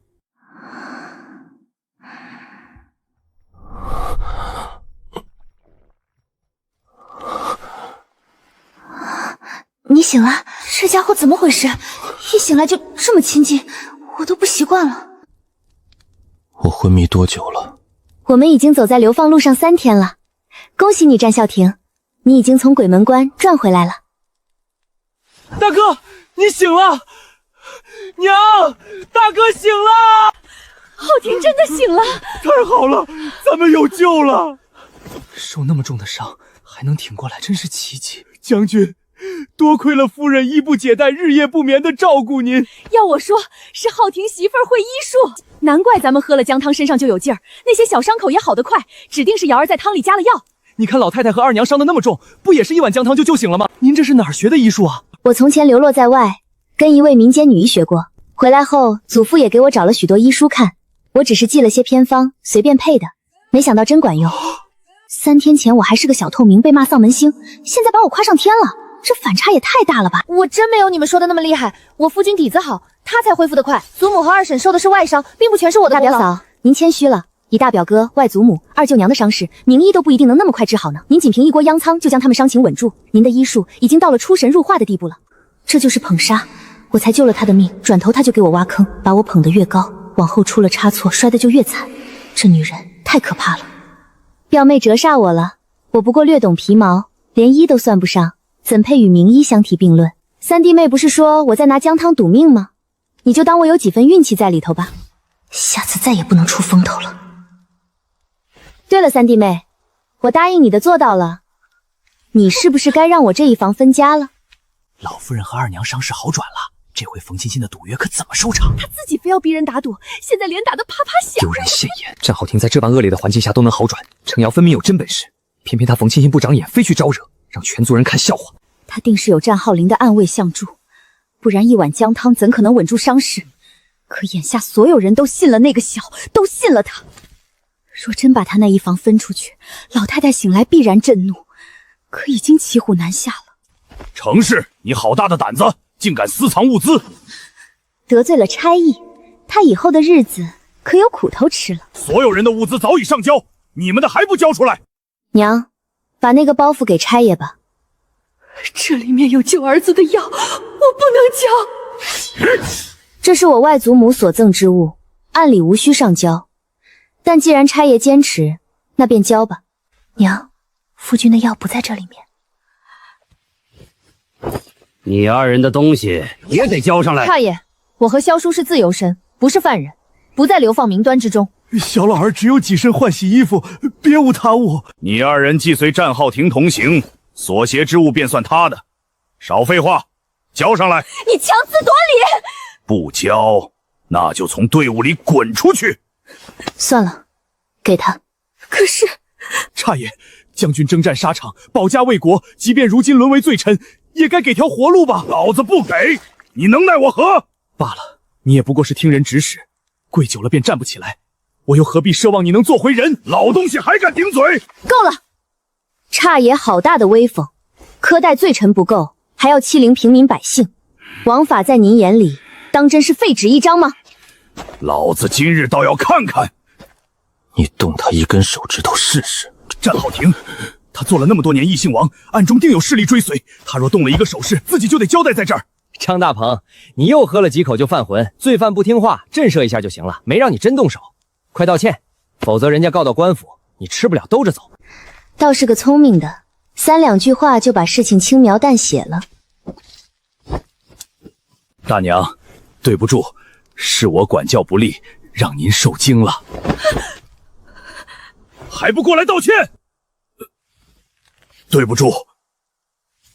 还有这2位，差爷，我再说一次，红袖和萧福是自由身，非我们的下人，也非犯人，他们是我们的好友，自愿同行，他们的东西属于他们自己。我们所有人的东西都被收走了，差哥没收他们的也没做错吧？凭什么只收我们的不收他们的？不公平！没道理只收我们不收他们，他们这不是仗势欺人吗？本是同根生，相煎何太急。我那些姜汤、古琴都喂了白眼狼。红袖和萧福本就不在字上，凭什么要交？那包袱里的姜和药，我们这几日全靠他熬汤才没生病，差役们也喝过，转头就要毁掉，这不是忘恩负义？对不住，我赔你们10天的吃食。不求别的，指望差爷这一路上对将军照拂一二，老朽感激不尽。这只是暂时的平静，张大侯已经记恨上了我们，前路只会更加艰难。但没关系，我会一步步把主动权夺回来。积少成多，手里有药，才有谈判的底气。程大嫂，能不能给我们也来一碗？可以，但不白给，以物易药，拿你们手上有的来换。喝碗姜汤还要收东西？我要的不是东西，我要的是他们的态度。能在利益面前做出正确选择的人，才值得我帮。大嫂，这个能换10碗姜汤吗？战云鹤，武爷爷的孙子，流放第1天就想轮流背浩庭，被他母亲拽走，是个好孩子，自然可以。只是这10碗你要一次喝完。我不用喝，给我祖父母和父母一共4碗，剩下6碗先存着。云鹤，你这簪子哪儿来的呀？三嫂，这问题让我怎么答？我若说了来处，差爷怕是要没收。我不说吧，你又该说我没礼貌。你当众顶撞我，确实没礼貌。我没顶撞三嫂啊，我只是在陈述事实。难道三嫂不许人说真话？那以后在您面前，我还是少开口吧。路还长，但只要有人愿意站出来，我们就不是孤军奋战。瑶儿，都是自己人，又还在流放路上，活着已经很难了，你就少收些吧。吴婶若觉得贵，可以把簪子收回去。那你这也太不公平了。没有公不公平，姜汤是我熬的，我说了算。娘，这姜汤能治病，拿根簪子换，算得了什么？你懂什么？一根簪子，咱可以在集市上换很多米和衣物。可要是咱们病倒了，再多的东西也享用不了啊！这天寒地冻没吃的，一样撑不住。我可以换1碗，不，半碗姜汤吗？那就换1碗吧。多谢，多谢。你的换不来。凭什么他可以，我就不行？这不是区别对待吗？对战蟒而言，饼子是他仅有的食物，很珍贵，这就是价值。而你们手中藏着不少好东西，饼子就显得廉价了。我不稀罕。他怎么知道我们还藏着东西？那我这根簪子可以吗？能换半碗。那不也是他仅有的东西吗？怎么只能换半碗？并非仅有。他的眼睛能看透人心吗？连这都能看得出来。是啊，难怪他能给人治病。哪有什么看透人心，不过是察言观色罢了。大表嫂，我来领给外祖母和二舅娘的姜汤。好呀，不知雨桐表妹打算用什么来换呢？大表嫂，自己人也收东西吗？表妹忘了，你的3表嫂已经带祖母把我这一房给分出去了呀。还没分呀，户籍还在的。哼，那是他没履行诺言，我这就找他把手续办了。大表嫂，即便分了也还是自己人嘛。战家族人都是自己人，我也是一视同仁呢。可你之前给姜汤时没说要收东西啊。那是送的体验品，体验满意就该付了。成交，2碗。程瑶，那可是我们的祖母和二婶，你再怎样也不应该收他们的东西。你不让我收，那我熬汤的药材从哪里来？你嫌我贪心，那你替他们给啊。他们一共才喝2碗，要不了多少。他们喝不了多少，那战家全族也是自己人，我全免了。亲属有别，祖母和二婶可是咱的直系亲属，都分了家了，你爱和他们亲就你亲去，我是不会的。娘，你看他蛮不讲理。没大没小，她是你大嫂，你怎么连名带姓喊她？柔儿，大嫂自有分寸，无需你我多言。娘也是，二哥也是，你们都偏帮他。柔儿，外面危险，你回来。娘，让他消消气也好，你也累了，先歇一歇。娘，大嫂说的对，大哥还没好，您可别再倒下了。浩辰，你去找找他。娘，我实在走不动了。可苦了我儿。二弟，帮我把大哥背到角落里去。我们照旧，别让人靠近。明白。流放才6天，按这具身子的状态，若没有这个空间，怕是撑不过10天。这才是人间值得。白天不方便进来，早上中午只能啃硬饼子，早就馋得不行了。这些天精心照料，他的断骨基本长稳了，伤口也开始结疤，恢复的比预期快。今天给你喂的是鱼肉蓉和豆汁，有利于伤口恢复。饭后的果蔬汁有利于肠胃变动，帮助消化吸收。这个人命硬，只要好好养着，一定能醒过来。每次都得给浩辰和萧福带大块的肉，他俩白天又要赶路，又要照顾大哥，体力消耗太大。给红袖的用肉夹馍和肉包子，他吃的时候拿硬饼子做掩护，不容易被发现。给娘带这些，问就说路过山道时摘的。至于战轻柔嘛，天降降大任，就让他经历些磨砺吧。二表哥，什么事？我有事找大表嫂。大嫂在帮大哥上药，不方便打扰。可我想说的是很急。大哥上药也急。其实我想说，柔儿跑出去了，要不要一起去找她？二表哥，你陪我去找柔儿好不好？好，怎么就答应了？二表哥，你真好，都是因为程瑶，娘和二哥才不疼我了。我长这么大第一次被骂，都是因为他。我再也不想回去了。救命！有没有人救救我？柔儿已经走了这么久了，浩辰脚伤走不了，不行，我必须去找他。柔儿，你在哪里啊？方向对不对？柔儿她到底跑去了哪里？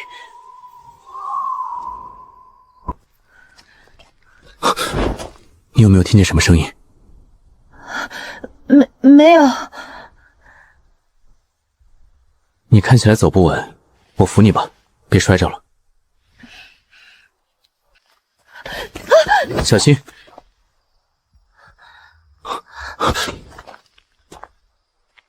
多有得罪。谢谢九表哥。他要做什么？我们走吧。这人是石头做的吗？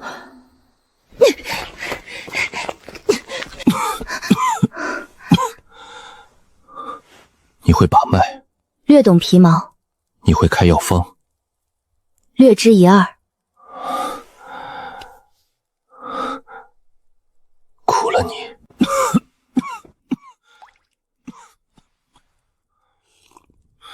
又是这种感觉，这女人到底藏了多少秘密？都是我的错，要不是我和柔儿争执，她不会赌气跑出去。要是她出了事，你无错，是她好坏不分。流放路上危机四伏，她独自外出，是她自己不顾后果。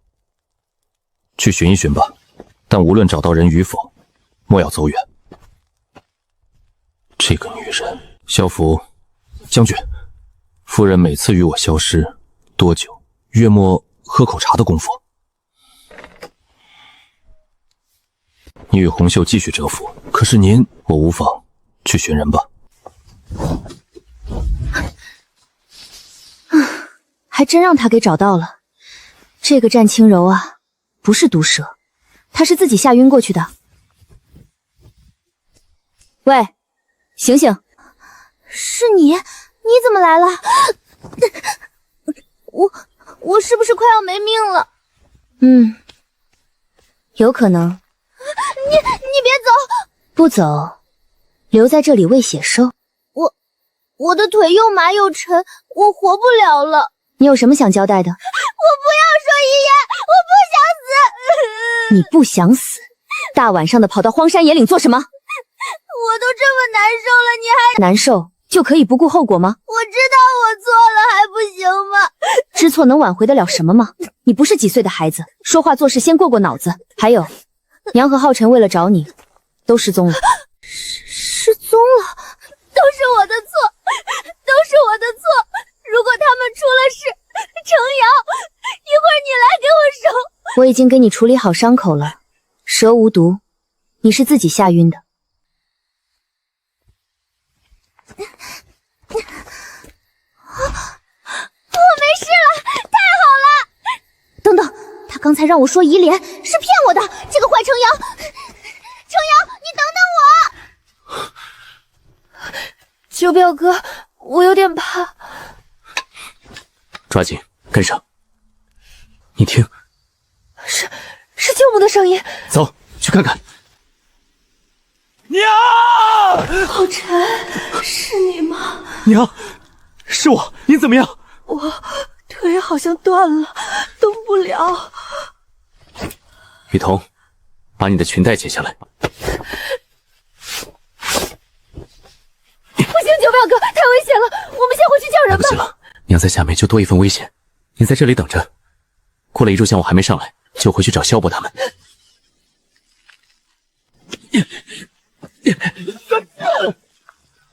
我没事。九表哥，娘，你怎么来了？这里危险，你走。娘，我如何能不管你？彤彤，把藤蔓系在树上，要系紧。九表哥，系好了。娘，我们走了，抓紧。晨儿，你先上去，再叫人来救我吧。娘，别说傻话，我不会丢下你的。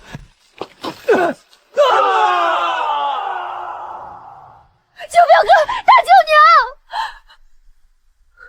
这样追下去，指定没命了。我还没利用上他，真倒霉。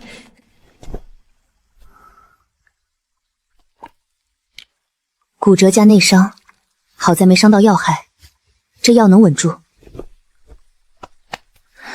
救人这种事，习惯就好。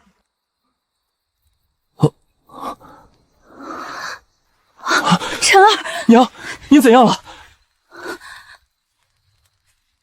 你们醒了。大嫂，嫂子，这是怎么回事？我找到悬崖时，刚好碰上附近山洞的一位老猎户，他有草药在身，帮你们种蛊上药，还借了衣物给你们换上，之后把你俩背到这里才离开。这位恩人姓甚名谁？日后我们若能活下去，必要报答。他说他叫好人。好人。柔儿，我找你好久好久，这附近都走遍了，你没事，太好了。你吃的苦更多，都是我害的。彤彤一个人摸黑去找人，真是难得，老虎叫声都能听见，你都没被吓跑，真的厉害。没什么，就是太担心柔儿了。我们彤彤对你和大嫂对你，真是一个天一个地。大嫂平时对柔儿也不大重心，没有彤彤这么贴心。对了，柔儿你回来了，大嫂呢？这大晚上还不见人影，不会偷跑了吧？不会的，大嫂不会扔下我们不管的。二叔、三叔，我娘和我哥还没回来，大嫂也不见了，求你们帮忙去找找吧。老二，你就去吧。浩庭父子庇护全族20余年，他这一房有难，我们当鼎力相助。够了，五叔！大哥当年中了敌军埋伏，连同3万将士一并，那咱战家被打压了多少年？如今又因战浩庭，全族被流放，说不定死在半路上。他父子俩害惨了我们，你还要我感恩戴德？对，若没有这对父子，战家最差也能维稳，哪会落到今天这个地步？你们这是什么话？当年大爷爷之事，是浩蛇大哥后来一步把战家重新撑起来的。这些年战家比以前更加兴旺，难道你们通通看不见吗？重新撑起来，结果还不是落得流放的下场。再吵下去，大舅娘和九霄哥就危险了。不管以前有什么过节，先放下吧，一起去找找。程瑶回来了，嫂子可算回来了，还以为你跑了，去找人是吗？我看你这头发丝都没乱一根，不像找人，倒像是去见什么人的。三嫂，我和我娘迟迟未归，你不帮忙寻人，却在这里诋毁大嫂的名声，你到底安的什么心？我错了还不行吗？我和我娘摔下悬崖昏迷，是大嫂费尽周折，与一老猎户合力才将我们救下。此后谁若再恶意揣测大嫂，别怪我不客气。方才我在外头站了一阵，诸位说的话我都听见了。共富贵不能共患难，我对大家很失望。九表哥，我在悬崖那儿等了你好久，不见你上来，才回来找人。我双脚都快走断了，耽搁了许久。我有求大家去救你的，你别生我的气好不好？你是求了大家，这我听见了。可你有没有说我和我娘是摔下山崖的？你眼睁看着，却只字不提，是不想让人知道你是独自离开吧？不是的，表哥，你听我说。够了，我只当从未识过你，往后你离我们大房远一些。这女主把命定之人的好感败得这么快，我还没出手呢。怎么样，感觉有没有好一些？辛苦你。你的手恢复知觉了，太好了，夫君真棒。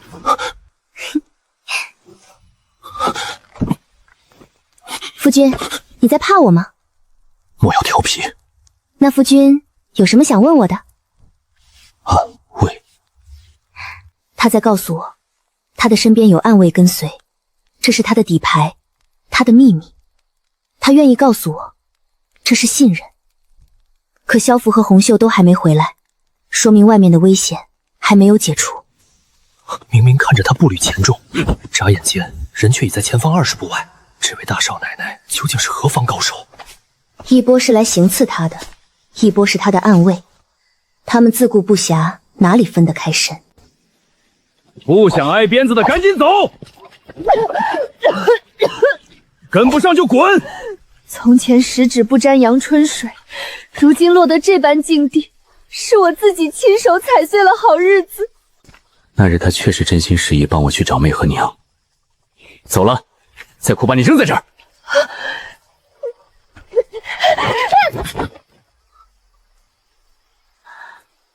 九表哥，我怎么冻成这样？虽然湿了，也能带2分暖意。跟着我，慢些先前只想利用他，可此刻他掌心的温度，让那些怨恨和后悔全乱了。不必感激，身为男子该做的罢了。夫君，你的身子怎得这般冷？对不住。得到后再失去，远比从未得到更痛。程瑶，我记住你了。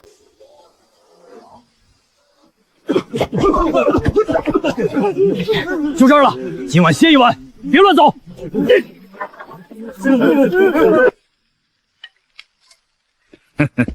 我火镯子湿了，借你这火用。柴少不够分，差爷不妨自己去拾些。外面风大雨大，哪里还有干柴？我嫂子都能找到，差爷不妨仔细找。你在这儿，爷要你火灭，他就不能着。这种人末世里多的是，让轻柔多看看也好。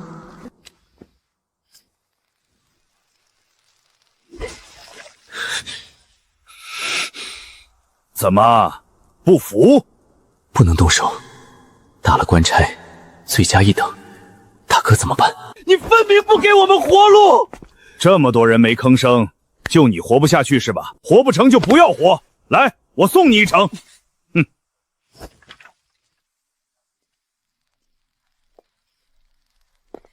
他们给的不只是物件，是想和我们抱团取暖的决心。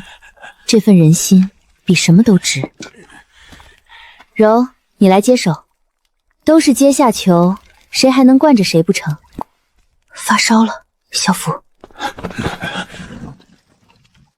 他的伤恢复的不错，再有几日，四肢就能缓慢活动了。流放前没动手，是怕搜查出不了城。现在是时候把属于我们的东西拿回来了。这里是程家辉的书房密室，那些地契房契本该属于原主母亲的遗产，全在这儿。大婚时王秋娘克扣了多少聘礼和嫁妆，今日尽数收回。这些东西每一样都是原主母亲留下的。王秋娘霸占个程家，还迫害原主，今日只是收回本就属于我们的东西，利息而已。他日回来再好算总账。物资充足了，接下来这段路一家人不会再饿肚子，该回去了，不能离开太久。这里不是流放队伍，没有风声，没有雨声，没有其他人的呼吸。他把我带到了哪里？他究竟是什么人？身上的谜团越来越多，我却连寻找答案的方向都没有。我回来了。他一定起疑了吧？但为了救他，就算被猜忌疏远我也认了。我们出去吧。好。大嫂带大哥去上药，似乎很久了，平时不会这么长时间啊。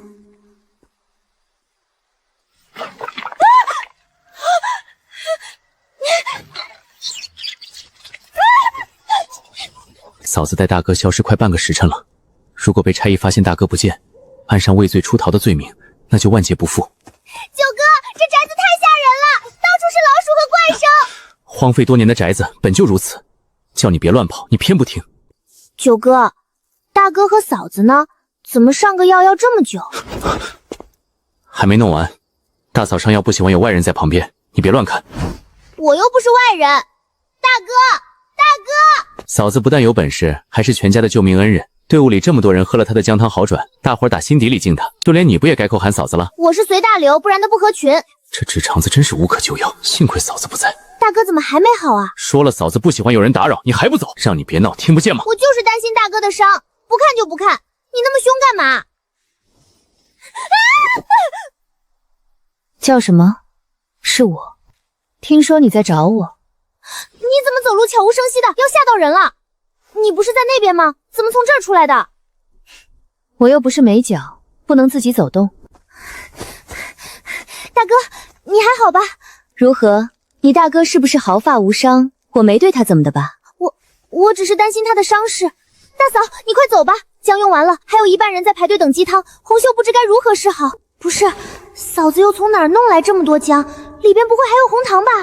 你好好歇着，我可能要晚些才回。走啊，去帮忙。嫂子，我双手酸疼的抬不起来，喝碗姜汤就好了。嫂子你慢点。慢不了一点儿。各位，没有姜了，改日再熬。没有姜为什么不早点说？我们白等了1-2个时辰，又冷又饿。叫程瑶出来！你们别这样，我们谁都落不了好。来了正好，让他一刀了结老子，这条烂命活够了。要死就给老娘滚远点。临死前还造孽害人，死后可没好果子吃。老娘我顶着被差役问罪的压力，给你们寻了姜熬汤，真以为我图你们那点东西？我是想拉大家一把，拧成一股绳，活下去。你们不领情也就算了，还在这儿发飙，老娘欠你们的。好了，瑶，大家等了1-2个时辰，撑不住了，你就少说2句吧。你是眼瞎还是心瞎？是我让他们撑不住的吗？他们累可以坐着等，为什么非得站着？我一家忙活到现在，双手酸痛的抬不起来，听不见你们半句好话，反倒被骂，我们何苦来然？那你收了大家东西啊，这是等价交换，各取所需，你有什么好抱怨的？好一个等价交换，我不要了，来，都给你，你来给大家熬姜汤。你明知我没有姜，那你就是做不到喽，没那本事在这说什么风凉话，给老娘一边去！冯氏，你一边去吧，大房这般忙碌，也不见你搭把手，就会耍嘴皮子。瑶儿救了我们的命，就是我们的大恩人，我替你们打抱不平，你们不领情还反过来。你可住嘴吧！别人辱骂我也就罢了，连你也这样说我。冯氏，你能不能不犯蠢？眼下在流放，需用尽力气才能活下去，谁还有闲情与你卿卿我我？空有外貌的花瓶能顶什么用？够了，你要哭去外面哭，否则把差役引来，后果自负。冯谢谢，你再哭试试。外面那帮差役还在喝酒，张大好没过来，得在他回来之前把汤派完。快，把瓦光、碗、姜都藏到隔壁房间，火堆用水浇灭，火灰缠起来扔出窗外。那差役不许我们生火，你们傻愣着做什么？还不快毁灭痕迹！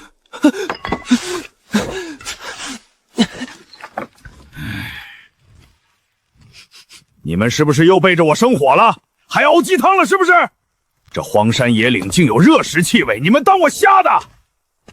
差爷明鉴，我们一路啃冷馍喝泥水，您不让生火，我们冷到发抖都不敢生，哪来的热食？您怕是闻错了吧？哼！再让我抓到，绝不轻饶！第一次大家站在同一阵线上，没人退缩，很好。头儿，这地方不太对劲。怕什么？不过是老鼠和叶枫，别自己吓自己。各位差爷莫紧张。什么人？老朽是这村的村长，姓孙，来提醒各位，这地方不太平，早年出过事儿，村里人都搬走了，你们还是换个地方歇息吧。换地方？这荒山野岭，你告诉我换哪儿去？官爷，不是小懒儿吓唬你们，前些年有几个逃荒的在这儿过夜，第二天就没了踪影。行了行了，老子什么阵仗没见过，有我和弟兄们在，天塌不了，你赶紧走吧。这村长出现的鬼怪，深更半夜冒雨来劝人走，太过刻意，他到底想干什么？小福，今晚打醒精神，守护全族。是，公子。依您看，这孙村长是什么来头？先静观其变，人心险恶，多留个心眼儿。什么东西？有问题！外面有问题！谁在装神弄鬼？给老子滚出来！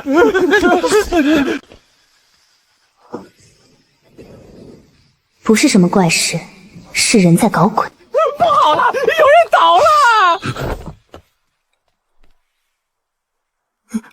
怎么回事？都给我安静！谁也不准乱动！又来了！窗外有人影！不要慌！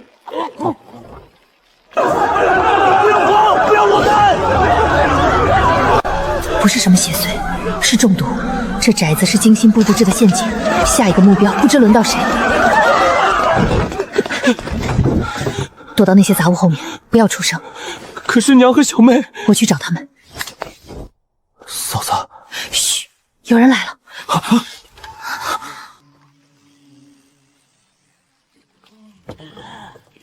果然来了。动作快点，这帮流放犯死了也没人追查，是最好的肥羊。孙村长劝阻我们是假，故意引我们入窝是真。这些所谓的鬼，不过是村民乔装打扮。哥，不能让他们再害人了。会有人出手，那我去帮忙。用不着。让我去。嫂子她怎么不怕？哥，你就这么放心让嫂子出去？你能阻止？哥，嫂子一身本事，可不像寻常女子，你就不好奇？她没有害我之心，我亦无需防她，足矣。这里有活人的气息，很微弱，不在这间屋内，暗格。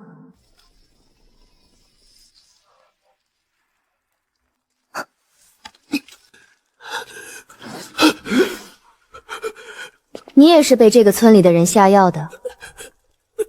你能解我身上的毒？你可以试，总归你现在没有别的法子了，不是吗？你先帮我治。你快撑不住了，告诉我，这些村民有什么图谋？说不定你能捡回一条命。但你欠我一个人情，日后无论我让你做什么，你都得答应。可……书中这位是宛城知府卫青，回京述职途中马车翻下山崖，被这村子的人假意救起，暗中下毒，这份人情值了。别动，这些药能暂压毒性，撑到出去。走吧，先离开这儿。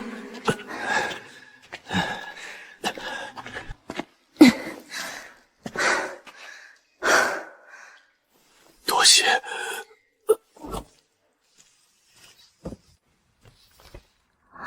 记录着村子的历史、人口、田亩。这里大旱之年，河水断流，民不聊生。村长携全村设计诱骗外乡流民，夜半将其疏于河畔。100年来，每逢灾年，这个村子就靠劫掠害人为生。我们就是他们新的目标。所谓厉鬼索命，全是他们用伪装和道具制造出来的假象。前天晚上几个，今天又拖走一个，还差3个，这3个马上送，还要害3条人命，疯了！不过暗中的人应该也掌握了全部情况，该出手了。邵雨桐，他们手上有彻底清毒的药，我不能让他对卫青产生任何恩情。什么人？把解药交出来。什么解药？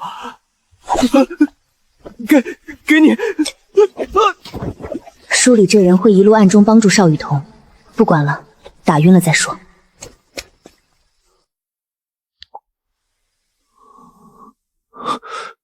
姑娘，别说话，你留在这儿，我去看外面情况。那里危险。无妨。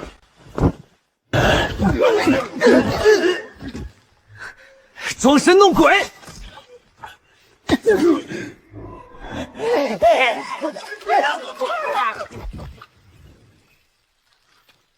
这村的人专门对付过路旅人，差役的食物都被下了迷药，不能再吃。单家人是暗中吃了村长给的东西才出事，村民扮鬼来吓唬你们，自乱阵脚。柴房那边还有被囚的人，你们尽快离开去报官。好心的大英雄，他们是侠客吗？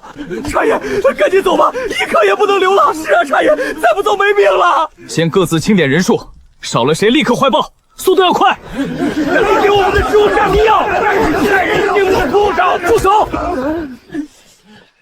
娘，你们都去了哪儿啊？我找不见你们，好害怕。柔儿，我娘妹，小心！等我！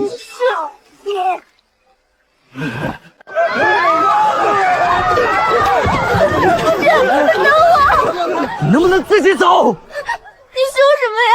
我怕吗？天天，再不走就来不及了。娘，大哥大嫂他们吧，不用管。娘，你怎么这样？他们都是咱亲人，咱不……你我手无缚鸡之力，留下只是累赘，保住自己才是对他们最大的帮助。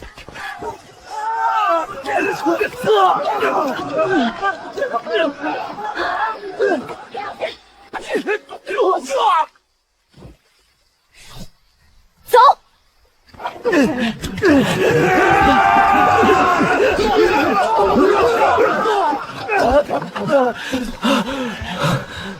放下他。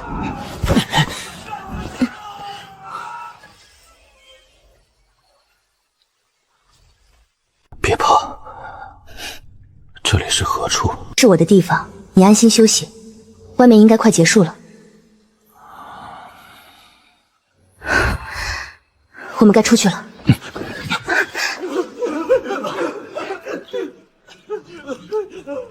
都愣着干什么？没死的都给我起来，清点人数，看少了谁。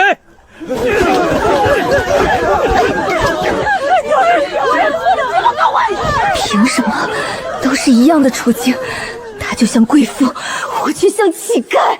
那个人再也不会出现了，以后的路我该怎么走？不，我一定能撑下去，只要坚持住，一切都会好起来的。快吃，娘他们也有。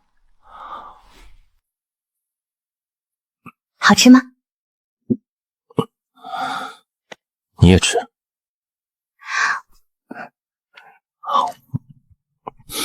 那什么，你慢慢吃。程瑶，好好香甜，比当年京城的奶酥还要绵密，像是把云嚼进了嘴里。这是什么东西？软趴趴的。流放半个月，这突如其来的甜，让人恍惚以为在做梦。快点吃，蛋糕要现吃，放久了会坏。这样啊，柔儿，这糕太甜了，娘不爱吃，你吃吧。娘，这是你的那份，你吃。娘不吃，我也不吃了。柔儿，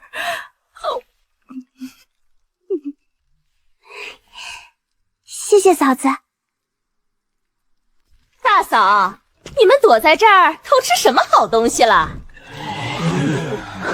快吃完！如此美味，本该细品上。冯芊芊，太可恨了！嫂子，大家都快饿坏了，你有食物就不能分一分吗？是啊，给大家分一点吧。前日还说拧成一股绳，如今却眼睁睁看着只一块糕，全家人一分了一口，没了。我不信，管你信不信。各位叔伯婶子，真没有食物了，我们即便有，也无处可藏。不是有个大包袱吗？打开给我们瞧瞧。你算什么人？我们的包袱凭什么给你送？嫂子，我只是想，我有没有食物跟你有关系吗？凭什么分给你？你若有食物会拿出来分吗？你若不服，敢跟我打赌吗？你非要每次抢出头丢人吗？我什么都没做，怎么就丢人了？给嫂子道歉。我不。你还要栽多少次跟头？他胸有成竹，你必输无疑。你就这么瞧不起我？在你眼里，程瑶就是比我强，比我好，是不是？不知所谓。你若执意要闹，我们就到此为止。好啊，你在这荒郊野外把我扔下，别拿性命来威胁我，我不吃这套。你的心里有别人，我为什么还要听你的？冯青青，你到底要闹到什么时候？战锦墨，你自己算，我们吵了多少回？从前的那些承诺都不作数了吗？成亲后我才看清你的真面目，叫我如何信守承诺？你从前说我敢爱敢恨，难得的真性情。果然，当一个人不再在乎你，你连呼吸都是错的。战锦墨，你就承认吧，你就是。程姑娘，方才魏某命悬一线，多亏姑娘仗义相救，在下体内已无恙，姑娘是我真正的救命恩人。魏公子言重了，我恰好有解药，举手之劳。你怎么会有解药？原来你和那村长是一伙的。用你的脑子想一想，我与这村的人素不相识，怎么可能是一伙的？害你我有什么好处？下次再胡说八道，这张嘴就别要。程瑶，我不会放过你的。嫂子，你的解药从何而来？少表妹，你也见不得我好吗？我瞧见一名黑衣人从村民身上搜出2个瓷瓶，可他还没走远，就被另一伙人所伤。我捡起瓷瓶，闻着是解药，便给魏公子服用了。咱们同行一路，我若有药，不是捡的就是顺来的。你这般质问我，是想往我身上泼脏水？嫂子，那黑衣人不会是你害的吧？我害他做什么？夺药。我一个弱女子，如何对付得了那种人？倒是表妹你，这兴师问罪的架势，似乎与那人相识。浩婷媳妇，你莫胡说，雨桐不过是心善罢了。雨柔，雨桐为何要同情他们？敌我不分，你也跟着犯糊涂。娘，你少说2句，是我不好，同情心泛滥，大表嫂多有得罪，请见谅。为敌人出头，本来就很奇怪啊。咱队伍还有人没了，他不心疼，去心疼那种人，是不是脑子有问题？真怀疑他和那些人是一伙的。你看，我不过是借花献佛，举手之劳罢了。魏某身无长物，唯有此簪乃家母遗物，伴我多年，今日赠与姑娘，聊表谢意。日后姑娘若有所需，凭此簪，魏某力所能及，定义不容辞。原书里魏成只给了口头承诺，如今还送出簪子，这分量是不是更重了？魏公子，我嫂子不过运气好捡到药，算不得什么大恩。你送她如此贵重之物，会引人诟病的。而且我们是流放之人，能活下去都难。这簪子她护不住，给了也是白给。这位姑娘慎言，我身中剧毒，若非将军夫人拿出解药，我已油尽灯枯。倒是姑娘你不帮自家人，反而处处针对将军夫人，不知是何居心。也是将军宽宏大量，不与你计较，否则你还没机会在将军夫人面前蹦跶。魏晴这个人情我想要，可人家母亲的遗物拿着怪的。夫人，簪子对魏大人意义非凡，你不能收，还给魏大人吧。魏公子，令堂遗物太过珍贵，我受之有愧，请收回。战王竟如此之快便查出了我的身份，身边定有能人守护，他日怕是能东山再起。将军夫人大恩，魏某铭记于心，终生不忘。有生之年，定竭尽所能报答夫人。都停下！前面有处破庙，暂且避雨。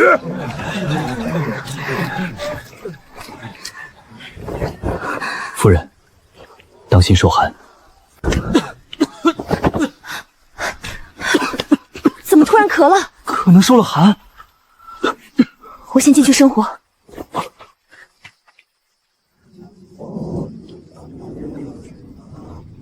哥，这姓魏的想挖你长脚，日后即便再遇，也不能让嫂子再见此人。外用伤药很难弄到的，你省着点用。那我留给大哥用。一直有给你大哥用呢，不然你以为他能好这么快？辛苦你了。比不上大哥为家为国做的1/10辛苦。夫人，若有来日，魏某定踏遍千山，寻你报恩。原书中他该喜欢邵雨桐的，如今却对我，难道只要救了他，不管是谁，他都会心生好感？魏公子言重了，小夫人惶恐。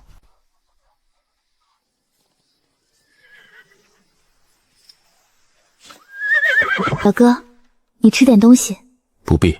您是伤得重不能动，可您的脑子还能谋边布局。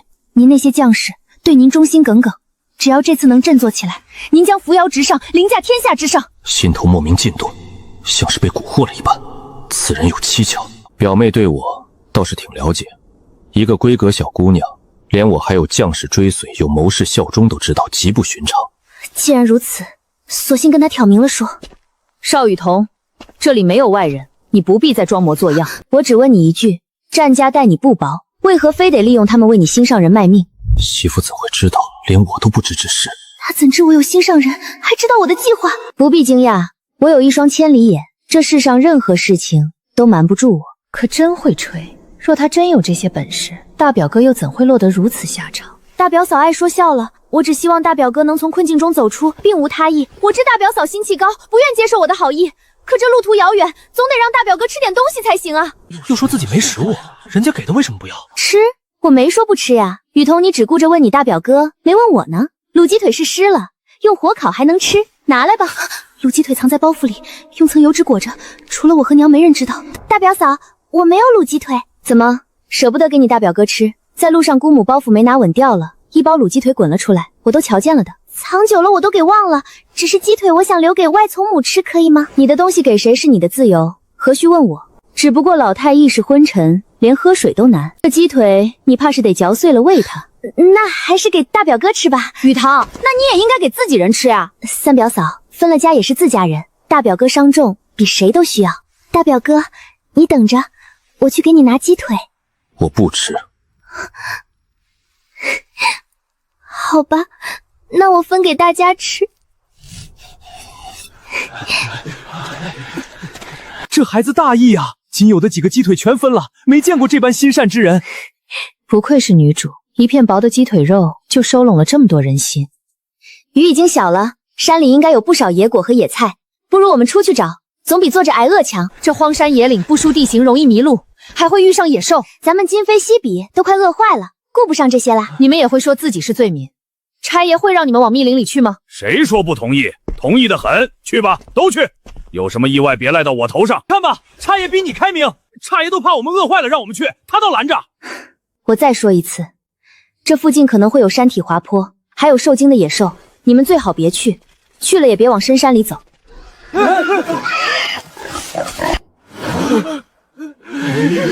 野出来了！太好了，今晚大家都能吃上肉了。差爷，生火烤肉吧。不能吃这只小猪。为什么？这是野猪幼崽，母野猪极其护崽，嗅觉灵敏，能追踪数10里。吃了这只小猪，必定引来野猪群的疯狂报复。大表嫂未免太胆小了，猎户不也时常打野猪？猎户打了扛走，而我们是留在这里坐等被找上门。浩婷媳妇说的对，野猪确实凶残，打了一头会来一群。五爷，您看大家又冷又饿，许久没正经吃过东西了。这只小猪是上天赐给我们的救命粮啊！难道要为了一个可能的危险，就让大家继续挨饿吗？知道大家心善不愿伤害动物，活着比什么都重要。大表嫂若实在不忍，不妨去庙里避一避，这罪过就让我来承担好了。雨桐说的对，我们都快饿坏了，还管什么牧野猪？敢来我就敢对付。就是，程瑶要是看不惯就躲角落去，装什么清高，还不是一样流放？再说什么都无济于事了。我不是反对找食物，只是这落单的野猪仔真的惹不得。咱们可以找野果、野菜，甚至设陷阱抓兔子。你口声声为大家着想，实质是看不起我，觉得我做的决定都是错的，对不对？瑶儿，随他们去吧。要我说，雨桐就是我们的福星，要不是他，咱们今天还得饿肚子。大家过奖了，我只是做了该做的事。大表嫂也是出于好心，大家别怪她。什么好心？他就是见不得别人好。引来更多野猪的可能性是90%，不能心存侥幸。全家人必须从这破庙里撤出去。收拾东西，我们全家人现在就撤离这里。差爷，我们一家没分到野猪肉，想出去摘些野菜充饥。尔等乃朝廷要犯，休想离开队伍半步。那方才那么多人往山林里去，你为何都同意？老子喜欢，老子愿意。我们就在周边找找野菜，不离开你们视线范围内也不行吗？让他们去吧，就在眼皮底下，翻不出话来。此人身份特殊，真饿出毛病，咱们担待不起。敢离开视线范围，乱棍打死！多谢差爷。那小猪烤着吃，闻起来好香。你去讨好邵雨桐，他指定分你2块肉。我不去，他们不是好人。你是我大嫂，我站你这边。还不错，总算分得清谁是自己人。嫂子，你哪来的饼子？还是干的？魏公子给的，吃吧，别多问。魏公子哪来这么多饼子？他何时给你的？娘，此事我清楚，您放心吃。娘，大嫂不会害我们，她的事儿咱少过问。娘，您吃，夫君的我另有准备。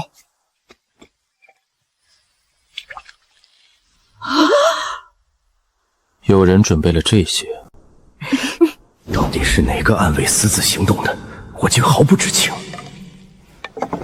你们帮我挡一下差役视线。夫人，小劳儿风湿犯了，手抖端不稳。怎么不吃？肉是新鲜的，加了调料，不行。她是我十里红妆娶来的夫人，如今受我牵连，成了身份最卑微的流放犯人。你可吃了？我随时可以吃。哇，你笑起来好好看，这拧巴的小模样，当真可爱的紧。程瑶说的话让我心里没底，万一真的引来更多野猪……快起来！野猪来了！准备防御，把所有能移动的东西堵在门口。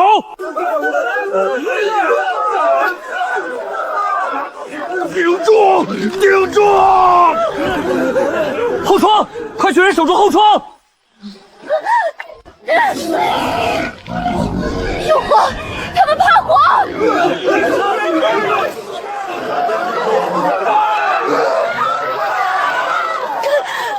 完了，全完了！哥，里面都是族人，我不能见死不救。晨儿，听你哥的，那野猪凶猛，你去了指挥。已有人进去解决，你等着。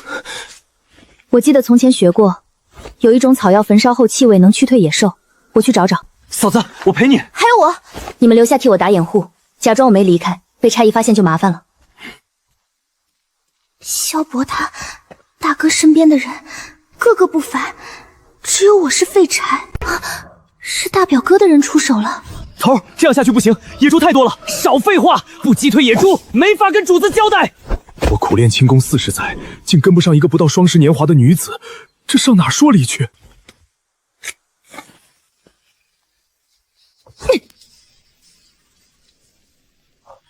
地洞了！地洞了！快跑！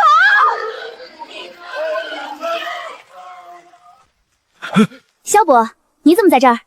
夫人，您方才跑哪儿去了？我发现一只野兔，追着跑了。那什么，庙那边好像出事了，赶紧回去吧。好，咱们走。萧伯，快，趁他慌，拿下他！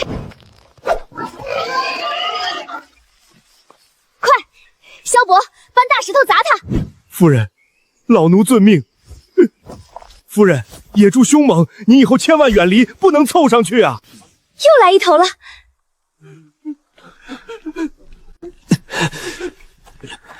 几位壮士今日舍命相救，避免了更多伤亡。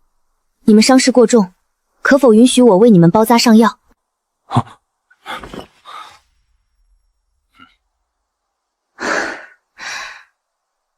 走，我给你们上药。多谢几位壮士相救，玉堂感激不尽。邵雨婷，大表嫂，这几巴掌，仅是我个人厌恶你的无知和自负。大表嫂，我也只是想让大家吃上肉而已，我不知会。我告诉过你，五爷也劝过你，可你为了收买人心，置所有人性命于不顾。看吧，正是你们对他一句吹捧，助长了他的气焰，才酿成今日之祸。是你害了我娘！不能放过他，是他害了大家！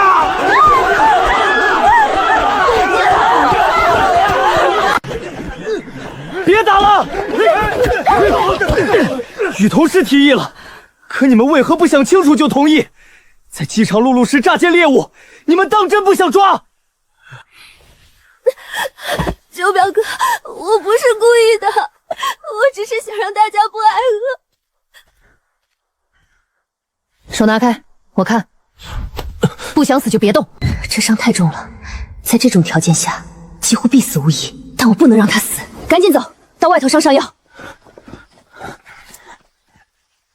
放下来吧，我先给阿姨治伤，你们先退开。那什么，你是自己躺下还是假装晕？不痛了，怎么回事？这是什么法子？夫人究竟是什么人？出来吧。我已无大碍。吃点东西，补充体力。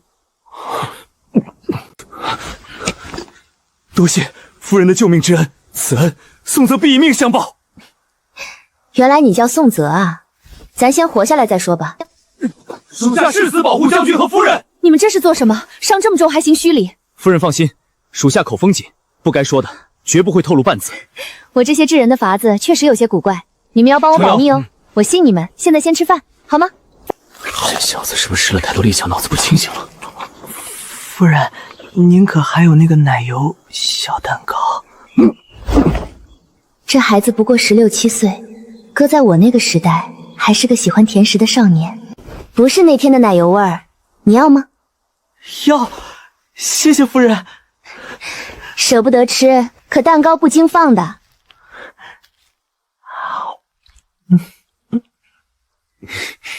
怎么，你们不喜欢吃？这么好的糕点，给我们有些糟蹋了。若你们都不配吃，天底下就没有配吃的人。来吧，壮士们。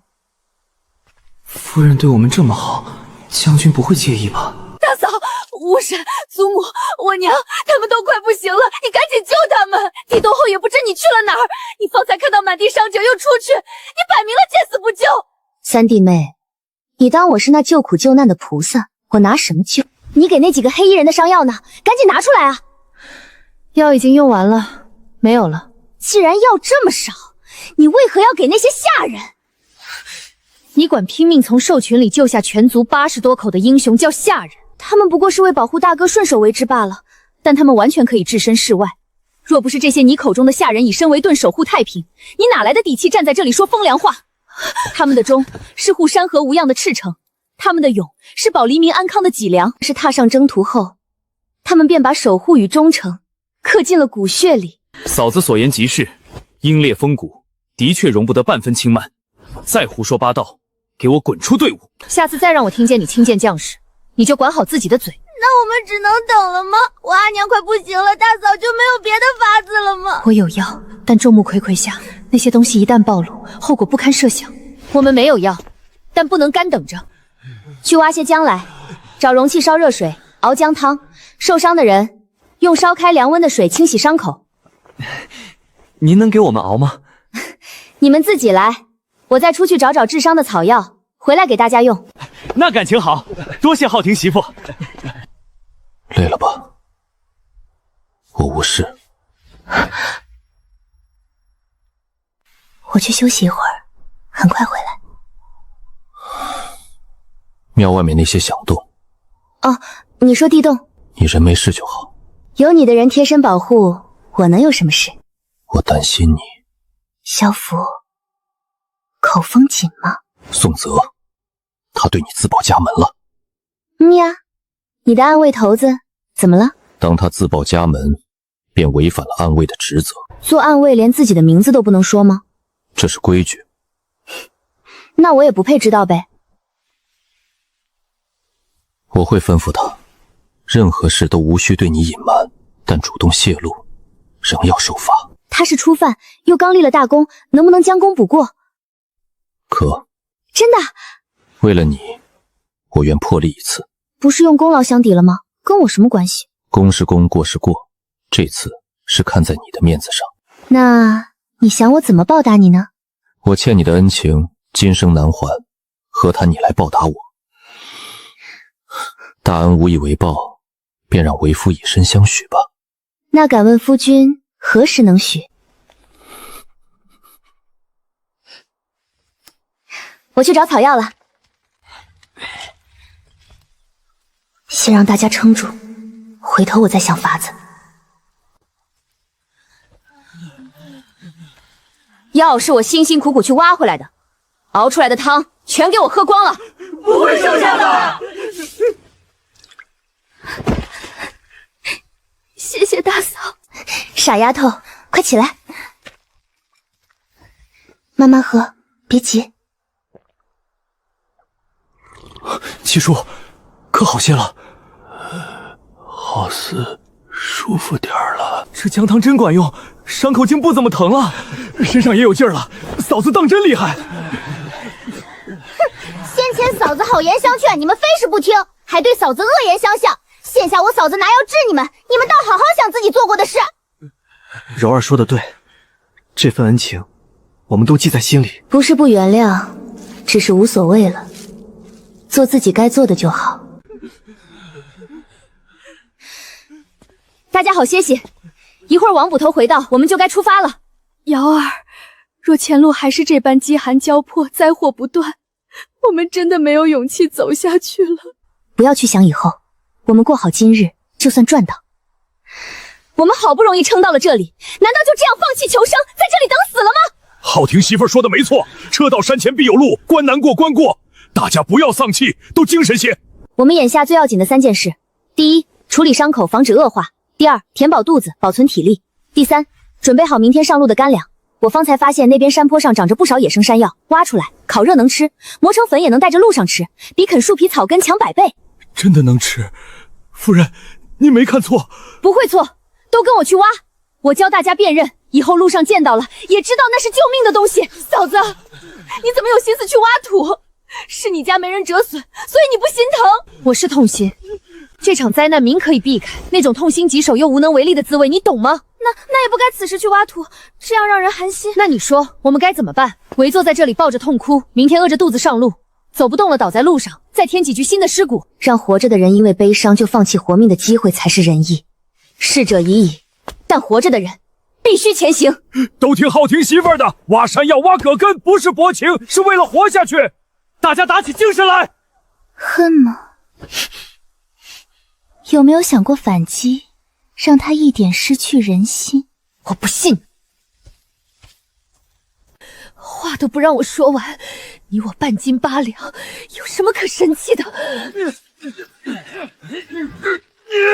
是活的，能吃。傻孩子，那藤蔓还绿着呢，不是活的还是死的不成？高兴傻了呗。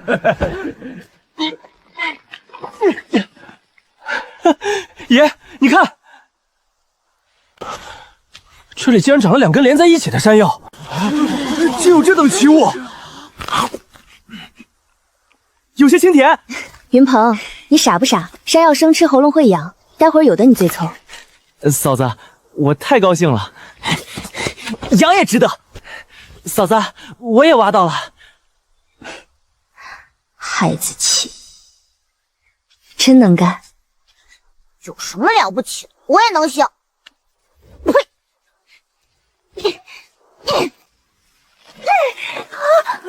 好大，还没有一点过损。我就是随意挖的。这种是蒲公英，全株能入药，清热消肿，剁碎了敷伤口也管用。用这种柔韧的藤条把山药可根扎成捆。